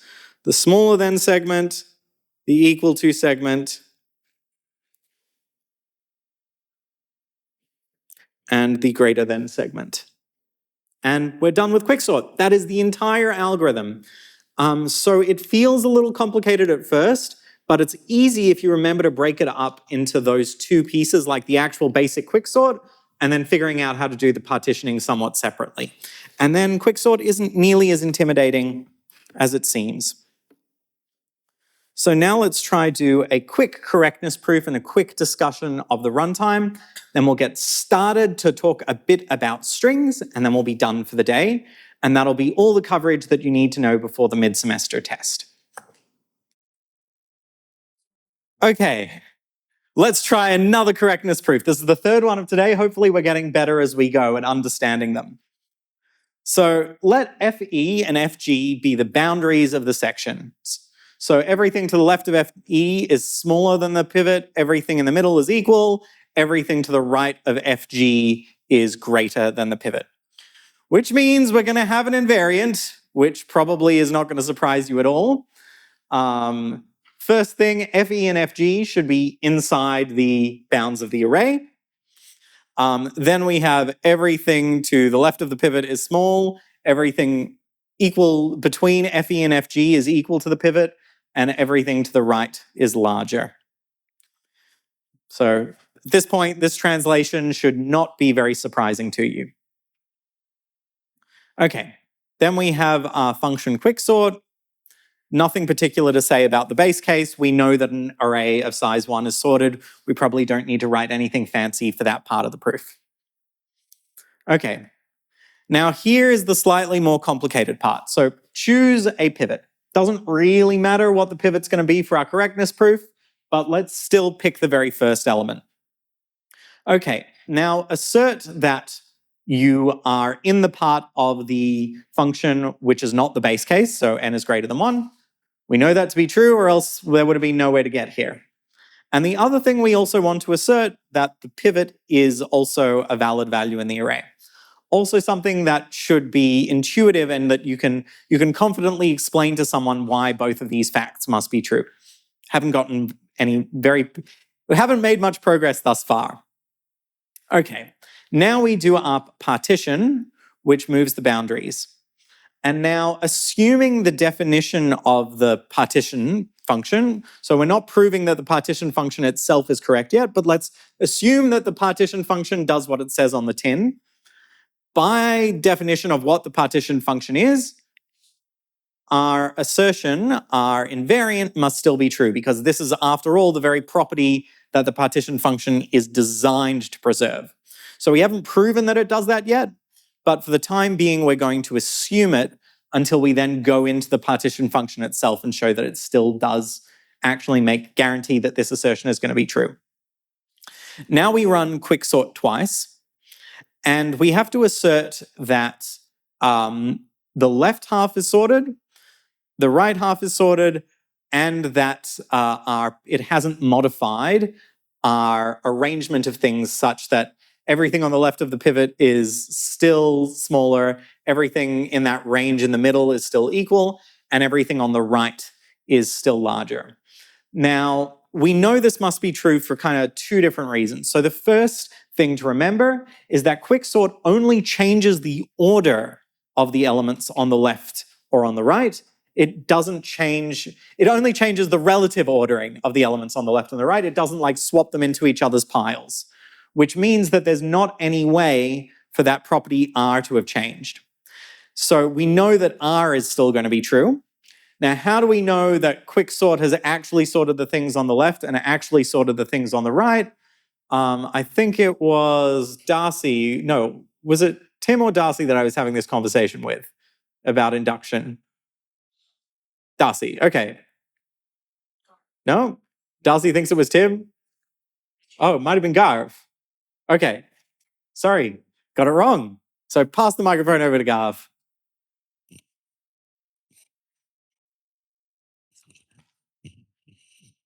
So if we run Quicksort on one element, do we know that it produces a sort? Yes. Okay, so how do we know that Quicksort of size 2 produces a sort? Because it will just swap them if it's not sorted. What was the argument you were using before? You were using a specific type of mathematical argument. It's correct for the base case. Correct for the base case. And then for the next one, it should be correct if it's correct for the first one. So we want to essentially use mathematical induction here, right? That's what you were saying before. Yeah. So we're not going to go into all the details of that right now, but we know that by induction, Quicksort is going to actually sort the left half and sort the right half. Our property R is going to be preserved. And therefore, if we have all three of these, if we have everything on the left is sorted, everything on the right is sorted, and we know that the stuff on the left is smaller than the stuff in the middle, which is smaller than the stuff on the right, and all the stuff in the middle is the same value, put those facts together, and you have the entire array is sorted. So we're really good. Only problem now is we've left out like kind of the key proof step here, which is this partition step. So we've got our definition of partition. Here I've written it a little more formally, which is that partition is permuting the elements into the smaller, the equal, and the bigger sections and giving us back the boundaries of the sections. So basic idea, as we ran through before, if the current element is small, put it in the left half. If the current element is equal to the pivot, just move on to look at the next thing. And if it's larger than the pivot, move it into the section on the right. So now we need to do another proof in order to prove that partition is correct, which means we need another invariant. So here is our invariant for proving that the partition function is correct. We are proving that the current element that we are looking at is in between FE and FG. So remember when we were running our partition function on the iPad, we knew that once next had gotten into the set of elements that we'd already dealt with on the right, that the algorithm should have terminated. And we know that the way we were arranging things is we were always moving up next if we moved along the FE boundary to the right as well. So we already have an intuitive idea of why this is going to work. Then we have our partition property, the next three things, which is again just stating the arrangement, small, equal, bigger. And then we have this interesting statement at the bottom, which is just a funny way of saying either the pivot is between next and the first greater than, or it is the case that first equal is less than next. So this is just a way of defining where the pivot is. Okay, so we have our initialization for the partition function. Set the first equal to be all the way on the left, set next to be all the way on the left, and set the first greater to be all the way on the right, and assert our partition property, which we know must be true because of the way we've initialized things. Now, while next is less than first greater, so this is the entire partition function, first assert that P is true. Well, at this point, P should still be true. We haven't touched anything. And next is less than FG must also be true because we are inside the loop. Okay, now what we do is we run our first case, which is if the element that we're looking at is less than the pivot. So the question is, does this sequence of operations, doing the swap and then moving the boundaries over, is there any of those steps that possibly would violate our invariant? So let's go and check what we're doing. We're moving FE and next over simultaneously. So there's our invariant. There's our invariant.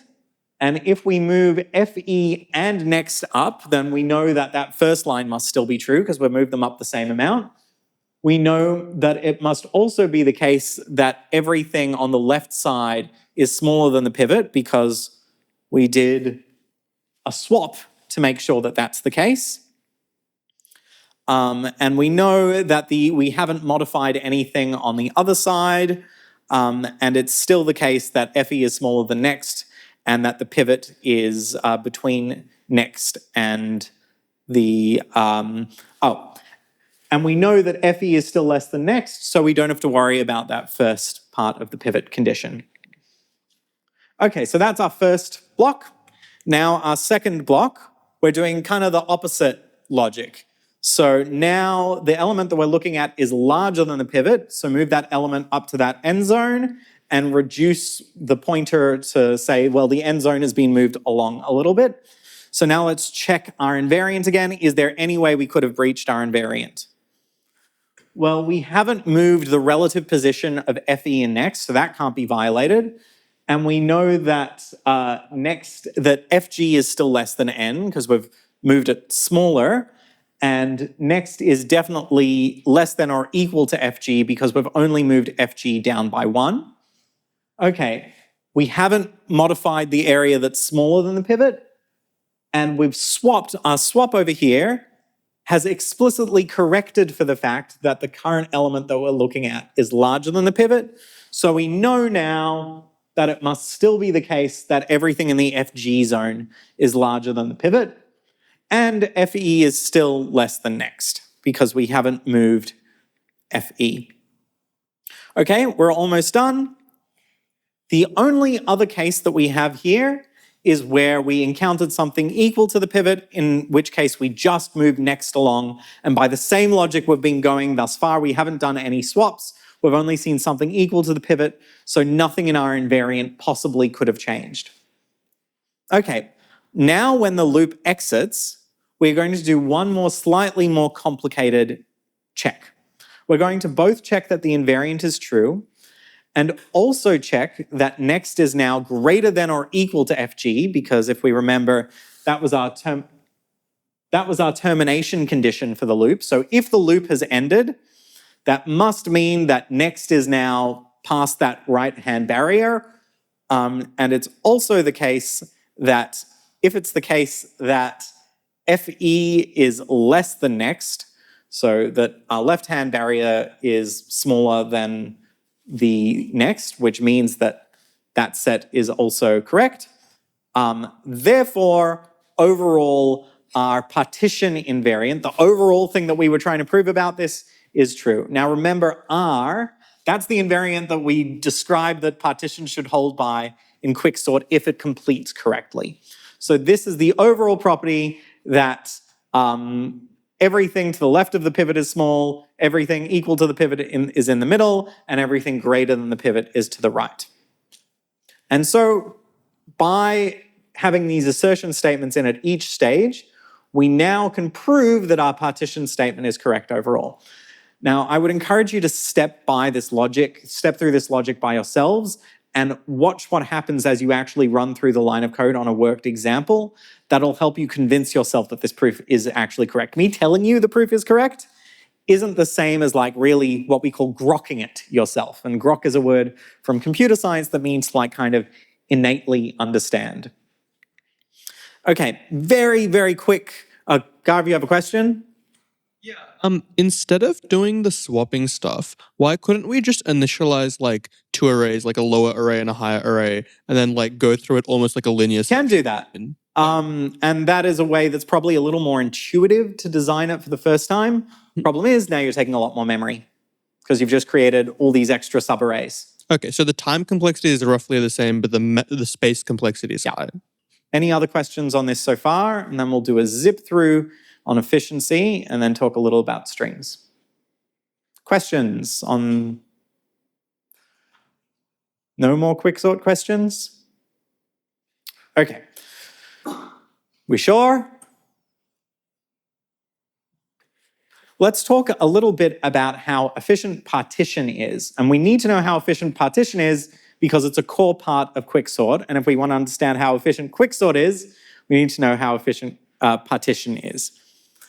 So here's the argument for determining the efficiency of partition. So set a variable, and again, just like the invariants, the reason we're picking this variable is because someone has done this proof before, and so we kind of know how it goes, but hopefully the steps will be intuitive enough for you. So create a variable t, and let t be the size of the gap between the first grader and next. So this is essentially how many unprocessed items we have, because FG starts at the very end and next starts at the beginning, and over time they move more closely together. And the distance between them is going to indicate how many unprocessed items we have. At time t0, before we've done anything, this is just n. There are n elements unprocessed. At each iteration, if we go back and look at our code, one of two things happen. Either the next pointer moves along, or FG moves along. Remember, if we go back to our code, in the first case, FE and next are moving up. In the second case, FG is moving down. And in the third case, next is moving up. So it's always the case that the number of unprocessed items is reducing, either because we've moved that right barrier down or because we've moved next up. The loop is going to end when there are no unprocessed items left, which means by definition there must be fewer than n iterations, because each time you are moving one of the 2 pointers down, there are only n possible positions before you run out of room. So t is going to be reduced by 1 each time. It starts at n. You can only do that n times before you get to 0. Therefore, partition is O of n. That proof seemed to work for people. And I have hands on heads, that makes sense. Hands in the air, doesn't make sense. What are you talking about? Okay, it seems we're roughly good with that one. Okay, what about Quicksort itself? Now, this is going to be a recursion relation, and we're not expecting you to be able to solve these necessarily by hand yourselves. Even doing the efficiency for partition is a little bit of a sophisticated argument. And as I said before, if we're not teaching you how to and giving you practice, probably not going to ask you on the test in a way that is beyond your abilities or beyond what we've given you practice for. So Quicksort is going to run as follows. So let's define the runtime of Quicksort as some function t of n. Doesn't matter exactly what it evaluates to, but let's call it t of n. Now, each time we run Quicksort, we're going to need to do O of n work for partition. So let's just write that as n. We're going to ignore the constants because we just care about big O. After doing partition, the other thing you have to do is you have to do Quicksort again.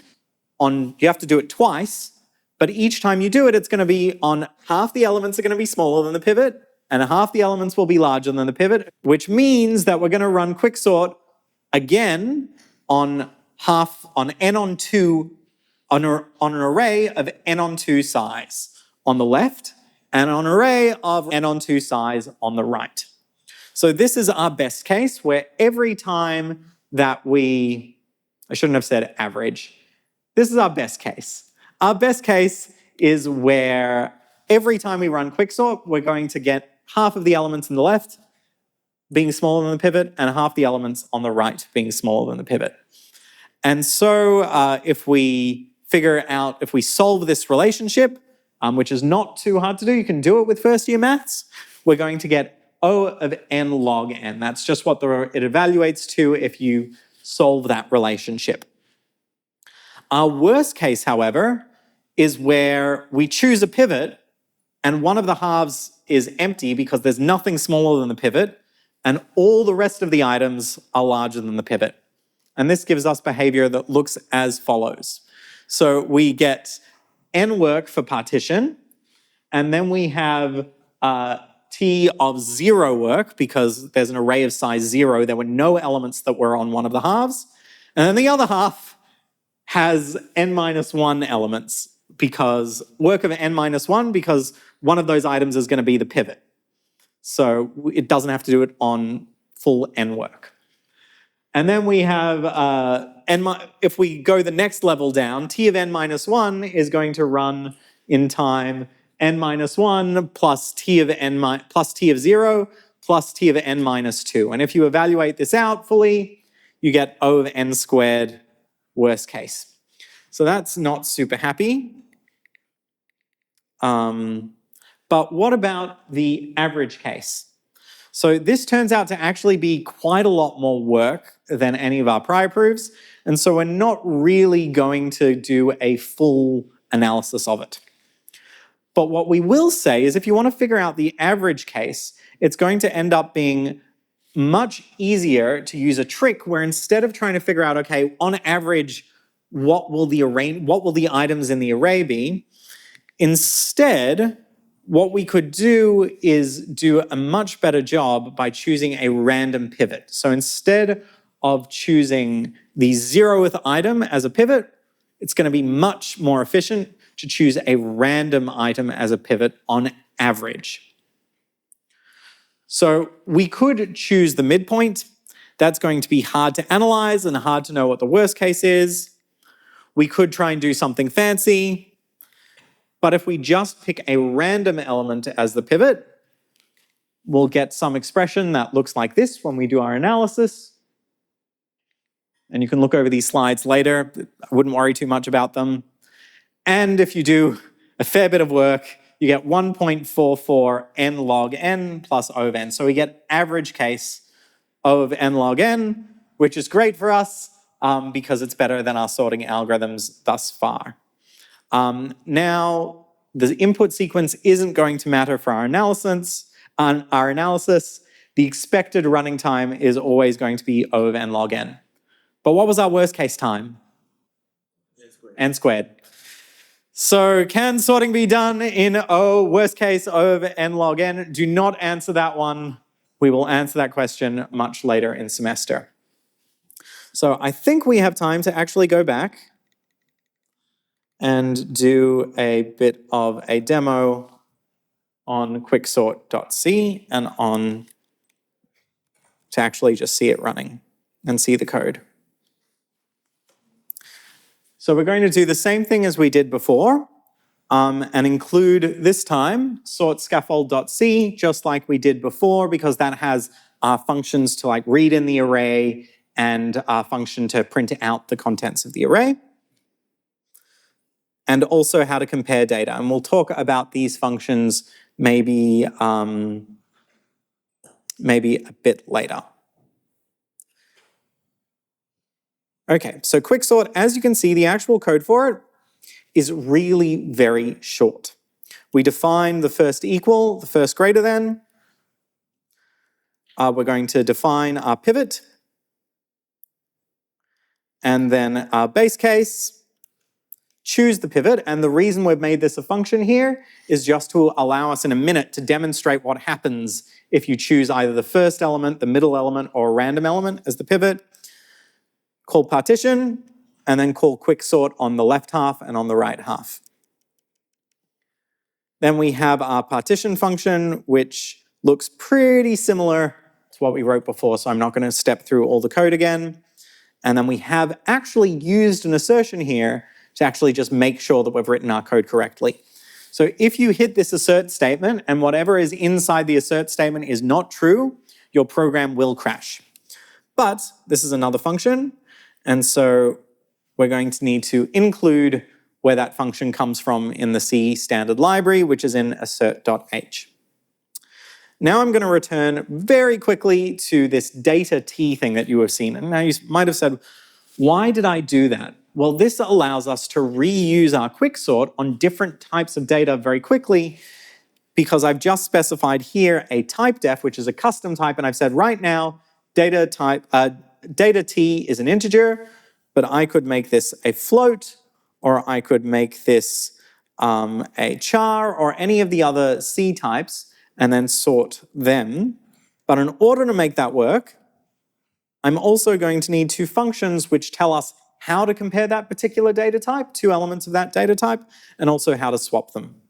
So if I now look at sort scaffold.c, I can see compare takes in 2 pointers to two data t types, whatever they would happen to be, and just returns the difference in value between them. The other thing that it does, you might ask, what's this line? This is just a variable that we're using, a global variable, to keep track of how many comparisons we've done to enable the program to report back. In real code, you probably wouldn't include that unless you were trying to measure quite how many comparisons your code was doing. Let's run Quicksort, and let's first see what our choosepivot function is doing. So our choosepivot function is going to first return choose a random pivot.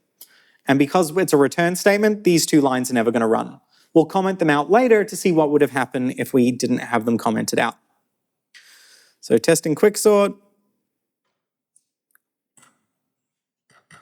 On an already sorted list, it took 20 comparisons per item and 60 copies. On a reverse sorted list, 20 copies per item, 20 comparisons per item, 60 copies per item. On where every item was the same, there was only one comparison per item and no copies. And then on random items, 20 copies per item, 63 copies per item. Okay, so let's leave that up there, recompile this with now choosing the middle item. Okay, now let's do the middle one.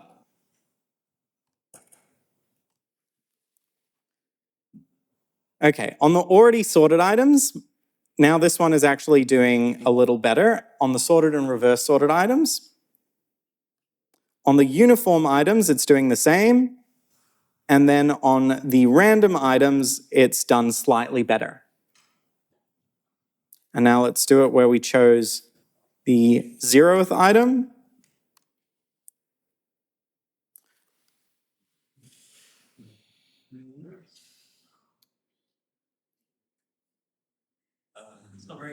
Not very good at all. So choosing the middle item tends to work pretty well, although the analysis of it is more complicated. Choosing the 0th item is nice and simple for coding, but this is going to take a while, and choosing the random one works pretty well as well. So that's a bit of a lesson about practical performance guarantees, despite the big O runtime of all of these being the same. Okay, and here is our binary search. We have this same kind of comparison function that we had right before. And now we've done something interesting with our code. We have hash defines for found and not found. And then this is going to be the type signature for our binary search, which is a little bit more complicated. We want to have both the item that we're looking for, we want to have a pointer to where in the array that item, was.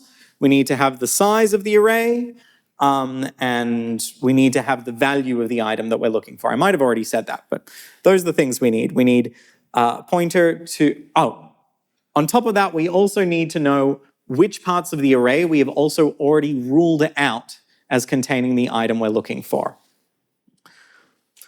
So we have a variable to contain the midpoint that we're going to need to figure out what is the middle of the section that we're looking at. Because remember, just because I'm looking at the middle, it's not the middle of the entire array, it's the middle of the part that I still have remaining after throwing out the other parts.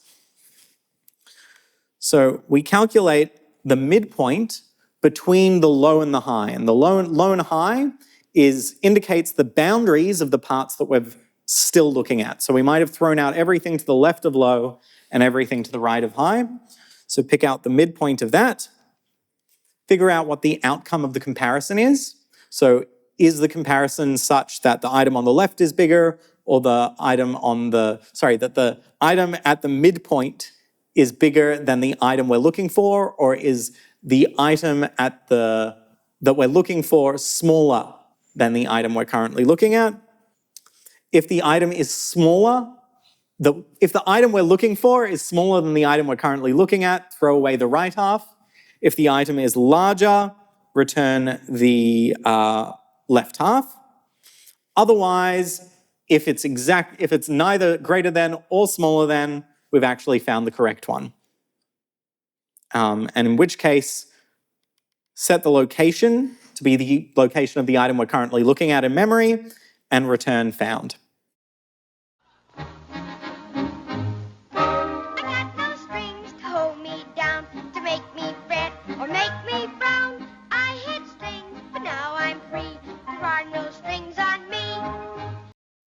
Okay, this is where I engage in some terrible dad jokes. What is common between Pinocchio and C? No strings. Got no strings. So C does not have a built-in string type, which is a little surprising because you'd think that that seems to be something very basic in programming languages, but C does not have one. C does have a way of dealing with strings and a lot of functions that deal with strings, but there's no basic string type. Instead, we have another terrible dad joke to explain what strings in C are. So I did mention this slightly earlier in semester, it was a throwaway line, but to help us get us back into the mood, why wasn't the string bean afraid of the daddy long legs? And for those of you who aren't aware, that's a very common spiderish creature in Australia. What can't daddy longlegs really do to humans? Bite. So another way of saying no bite is a... The string bean wasn't afraid of the daddy longlegs because it had a null bite. I think we're done with my terrible dad jokes for semester. But essentially the way that strings in C work is it's just an array of characters with a null byte at the end. So the string bean had a null byte. Don't worry, I grimaced too. I couldn't think of another way to make it entertaining. So strings in C are essentially just arrays with some syntactic sugar. But the syntactic sugar ends up being pretty important to us. And in particular, there are a whole lot of functions that make dealing with strings easier.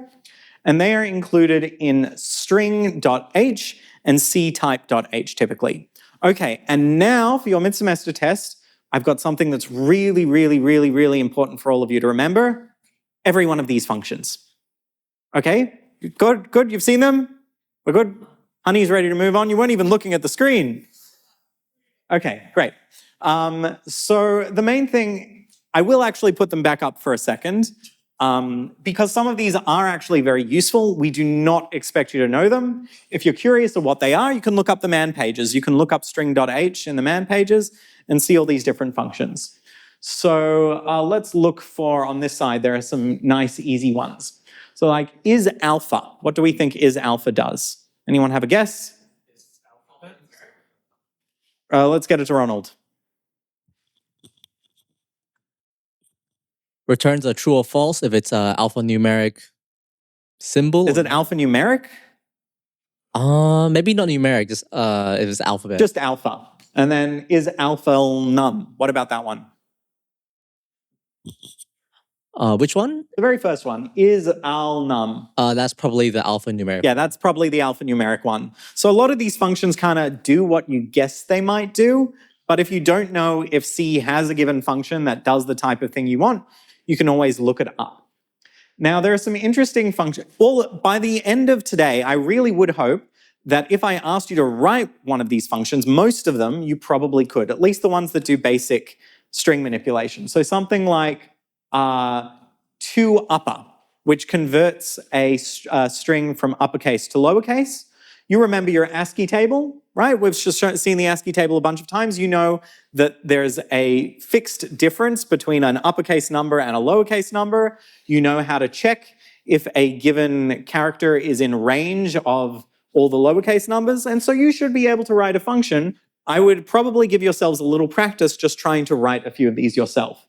Now, there are a bunch of these that are more complicated. Again, we don't actually expect you to know how to write all of them, just the ones that are sort of basic normal string functions and manipulation. And Gaurav, do you have a question, or can we give it to Aaron? I can say it from here. That's just so it comes through on the recording. My question was, could you briefly explain what the _L is with like is alpha L as opposed to is alpha? Sure. So those we actually won't be using in the class, but to let you know what they do is different countries have some different rules around punctuation and capitalization and that sort of thing. And so that just accounts for the different countries. So like when you set up your computer, it says, are you speaking British English or Australian English or French? And you can actually reference those different countries using the locale T, but we don't worry about them. Okay, now we have time for a brief look at getword.c and progarg.c. Okay, let's take a look at progarg.c first. So finally, we are ready to explain this weird bit of code at the start of our functions. And now, where's my terminal? Terminal, there we go. Still nothing. Okay, so you can now see what a pivot of choosing the first element as a pivot does. Nothing good. Okay, so we have two arguments that always get given to your program by the shell when your program first runs. These are argc and argv. Argc is the number of arguments that are going to be present inside argv. So it's essentially the size of this array. Now, what is this array? What's inside this array? Who's got the microphone? I've forgotten your name next to Ethan. I'm sorry. Yeah. Max. It's been a while. Let's give it to Max. Hello. Okay. Hello, Max. What is this type? What is this weird thing? What is the type of that? It is a pointer, I believe. So char star is a pointer. Yeah. And it's an array. So it's an array of characters. No, it's an array of character. You just said it a second ago. Character pointers. It's an array of character pointers. And a character pointer is also, like, we know pointers are just syntactic sugar for... just a memory address. But it's syntactic sugar as well for an array, right? Yeah. So really, we could think of this as it's an array of character arrays, and a character array terminated by a null byte is syntactic sugar for a... String. Yeah, for a string. So it's an array of... Strings. So that's really what we've got here. This is just the way we'd write it in C. A character pointer is an array of characters. An array of characters terminated by a null byte is a string. And so if you have an array of character pointers, that's really an array of strings. So we have an array of strings which has argc strings in it. So if argc is 10, that means there are 10 strings inside argv. So on the command line, if I were to write echo, which is a command that is a program that is built into most Linux-based operating systems that just tells you what you put in, tell me how to fall in love. And it just gives us back. So the arguments to echo were tell me how to fall in love. That is 1, 2, 3, 4, 5, 6, 7. So what's argc going to be? There are 7 arguments to the echo program. So how many strings do we need to put in? 7. 7? Except there's a trick. There's a trap. Lottie, what were you saying? There, you said 9. Why 9? 8. Oh, I missed the other thumb. Is it because of the null pointer? Oh, sorry, the... Not quite. Let's pass the microphone forwards. Gabriel, can you pass it down to Lottie? Why 8? Because the first element in argv is like the name of what called it. Yeah, so a lot of the times the program itself is going to want to know its own name. Like the echo program might want to know that it is indeed the echo program. And so the way that the operating system ends up handling that is the 0th element in the argv array is going to be the name of the program. And so you end up incrementing argc by 1. So you made the correct inference about how many elements should be in it, but the operating system decided to throw us off the scent. So let's do clang. And now we're going to run progargs.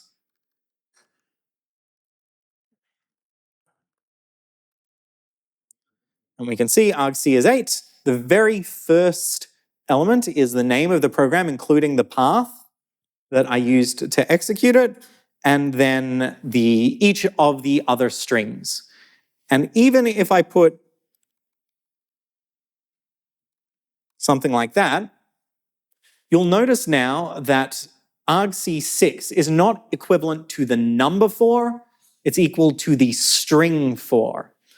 And the way you can tell is because the way we represent strings in C as opposed to characters is with these, with double quotes.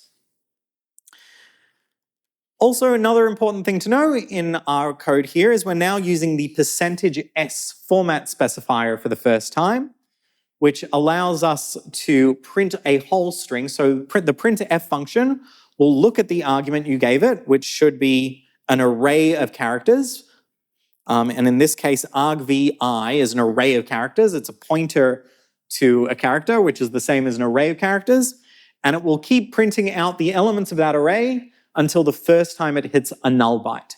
So how do you think we might, Max, how do you think we might calculate the length of a string? Give me just an idea of what that function would look like.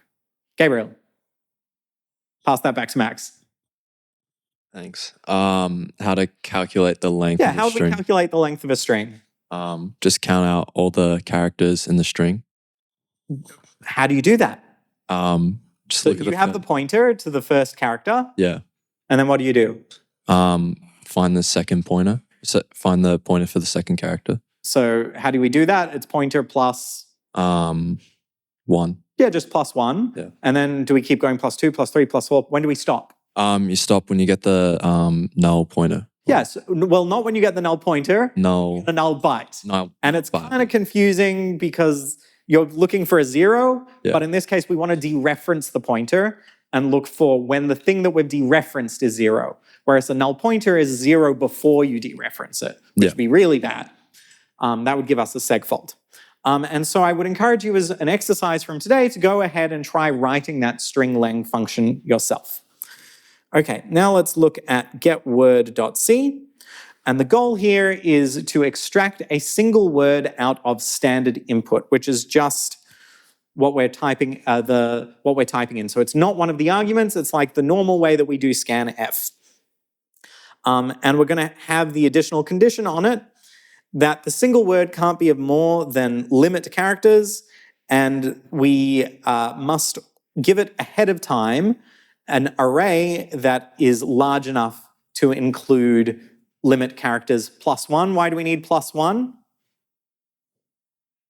Pass it back to Tim. I haven't heard from him much today. By limit character, do you mean the null character? Exactly the point. So if we say that the word has limit letters in it, then our array has to have limit plus 1 space in it because we need an extra 1 byte to contain that null byte at the end. And remember, the way we write a null byte in C is this.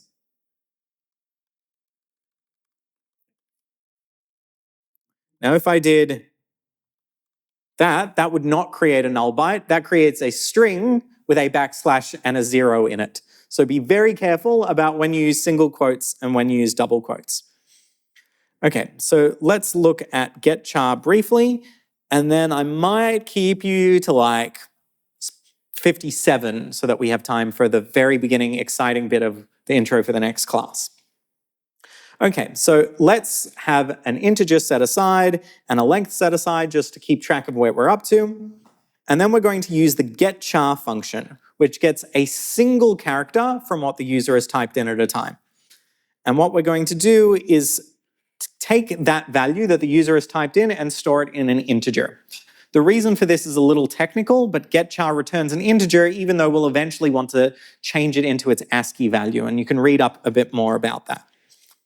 So while the character we read in is not EOF, and EOF is a special value that indicates that the operating system gives back when there is nothing more to read in.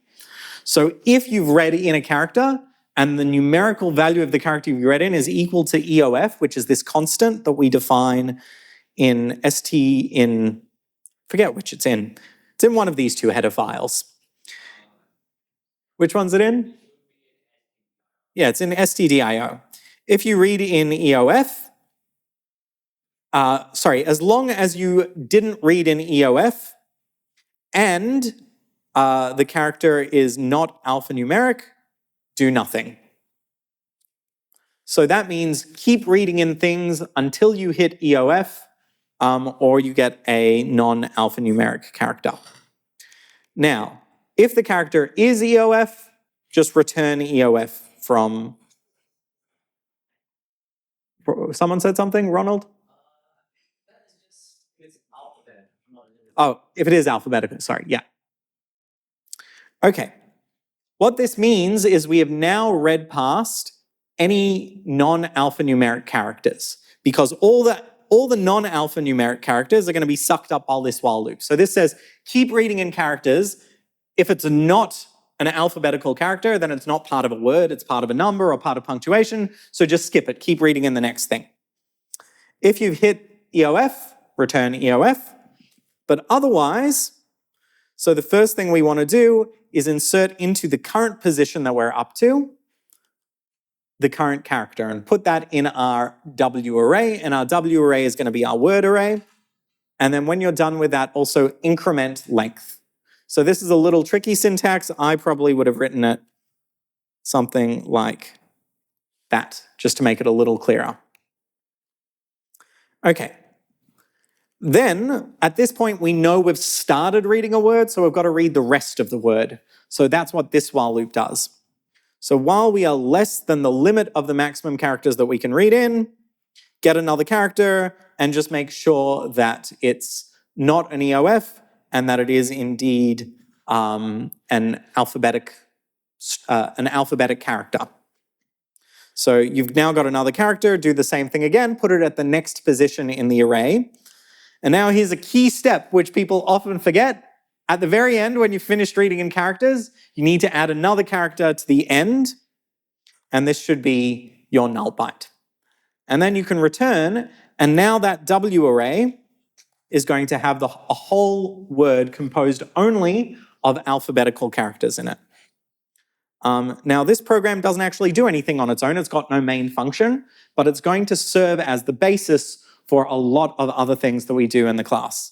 Very quickly, because I want to get on to the exciting bit for next class. For that wlen function, that word function, for the last bit where you deal with the null byte, shouldn't it be w of len plus plus or? No, because the plus plus would happen after. So this just says at the location that you're up to. So the trickery above was to make it so we didn't have to write len plus plus on the next line. Sorry, what? So here, this is what's really going on. So it's just about the order of when things happen. Okay. Within the DNA are sections called genes. These genes contain the instructions for making proteins. When a gene is switched on, an enzyme called RNA polymerase attaches to the start of the gene. It moves along the DNA, making a strand of messenger RNA out of free bases in the nucleus. The DNA code determines the order in which the free bases are added to the messenger RNA. This process is called transcription. Good morning and welcome to Biology 101. I'm so excited to be with you here. We are going to be learning about genetics today. And so today's class is going to be focusing on FHE hemochromatosis. I know it's a lot for our first lecture, but bear with me. And essentially, this is a condition in which various organs can get an excess of iron in them. But if we can detect it early, don't worry, you will be safe. This affects about 1 in every 500 people. So in order to determine if someone has HFE hemochromatosis, we can actually look for a mutation in their DNA. So we're going to essentially cut up their DNA using biological pattern recognition. I know some of you are taking various computer science classes, but this is essentially just using chemistry and biology to perform string search. And what we're going to do, we're going to amplify small fragments of their DNA using polymerase chain reaction. Have any of you heard of PCR, perhaps from COVID? Yeah, we know what PCR is. And then we're going to read in the sequence into the computer, and we're going to look for the C282Y mutation. Now, I don't know how you do that kind of thing with a computer. You're going to have to ask a computer scientist. Hello and welcome back to Foundations of Algorithms. Today we are going to talk about how to look for patterns of a substring pattern within a much larger string. Now, my friend over here, Professor Flanagan, told me that you needed to look for the C282 mutation, 282Y, and so I'll tell you what this looks like. It is a very simple change in a very large amount of DNA. It's just that G switching to an A. So if we can find this pattern of DNA marked out by those red sections and then spot that change, then we know that someone might have a, what was it called again? HFE hemochromatosis. Oh, then we know that someone has HFE hemochromatosis. So the next lecture that we're going to look at is going to be looking at this problem of string search. How do we find a smaller substring within a much larger string? And of course, for DNA, this is going to be really important to do efficiently because DNA has lots and lots and lots of letters in it. Because DNA has lots and lots and lots of letters in it, to the extent that even very, very speedy, very powerful computers are going to need highly efficient algorithms in order to actually perform this efficiency. Unfortunately, Dr. Flanagan and I have a lunch scheduled for about now, and so you're going to have to wait for next week when I think Dr. Janjong is going to be taking Foundations of Algorithms. You'll also have your mid-semester test, so we will have some content at the start, followed by a break, followed by the test, and I look forward to seeing all of you in a couple of weeks. Thank you very much, everyone.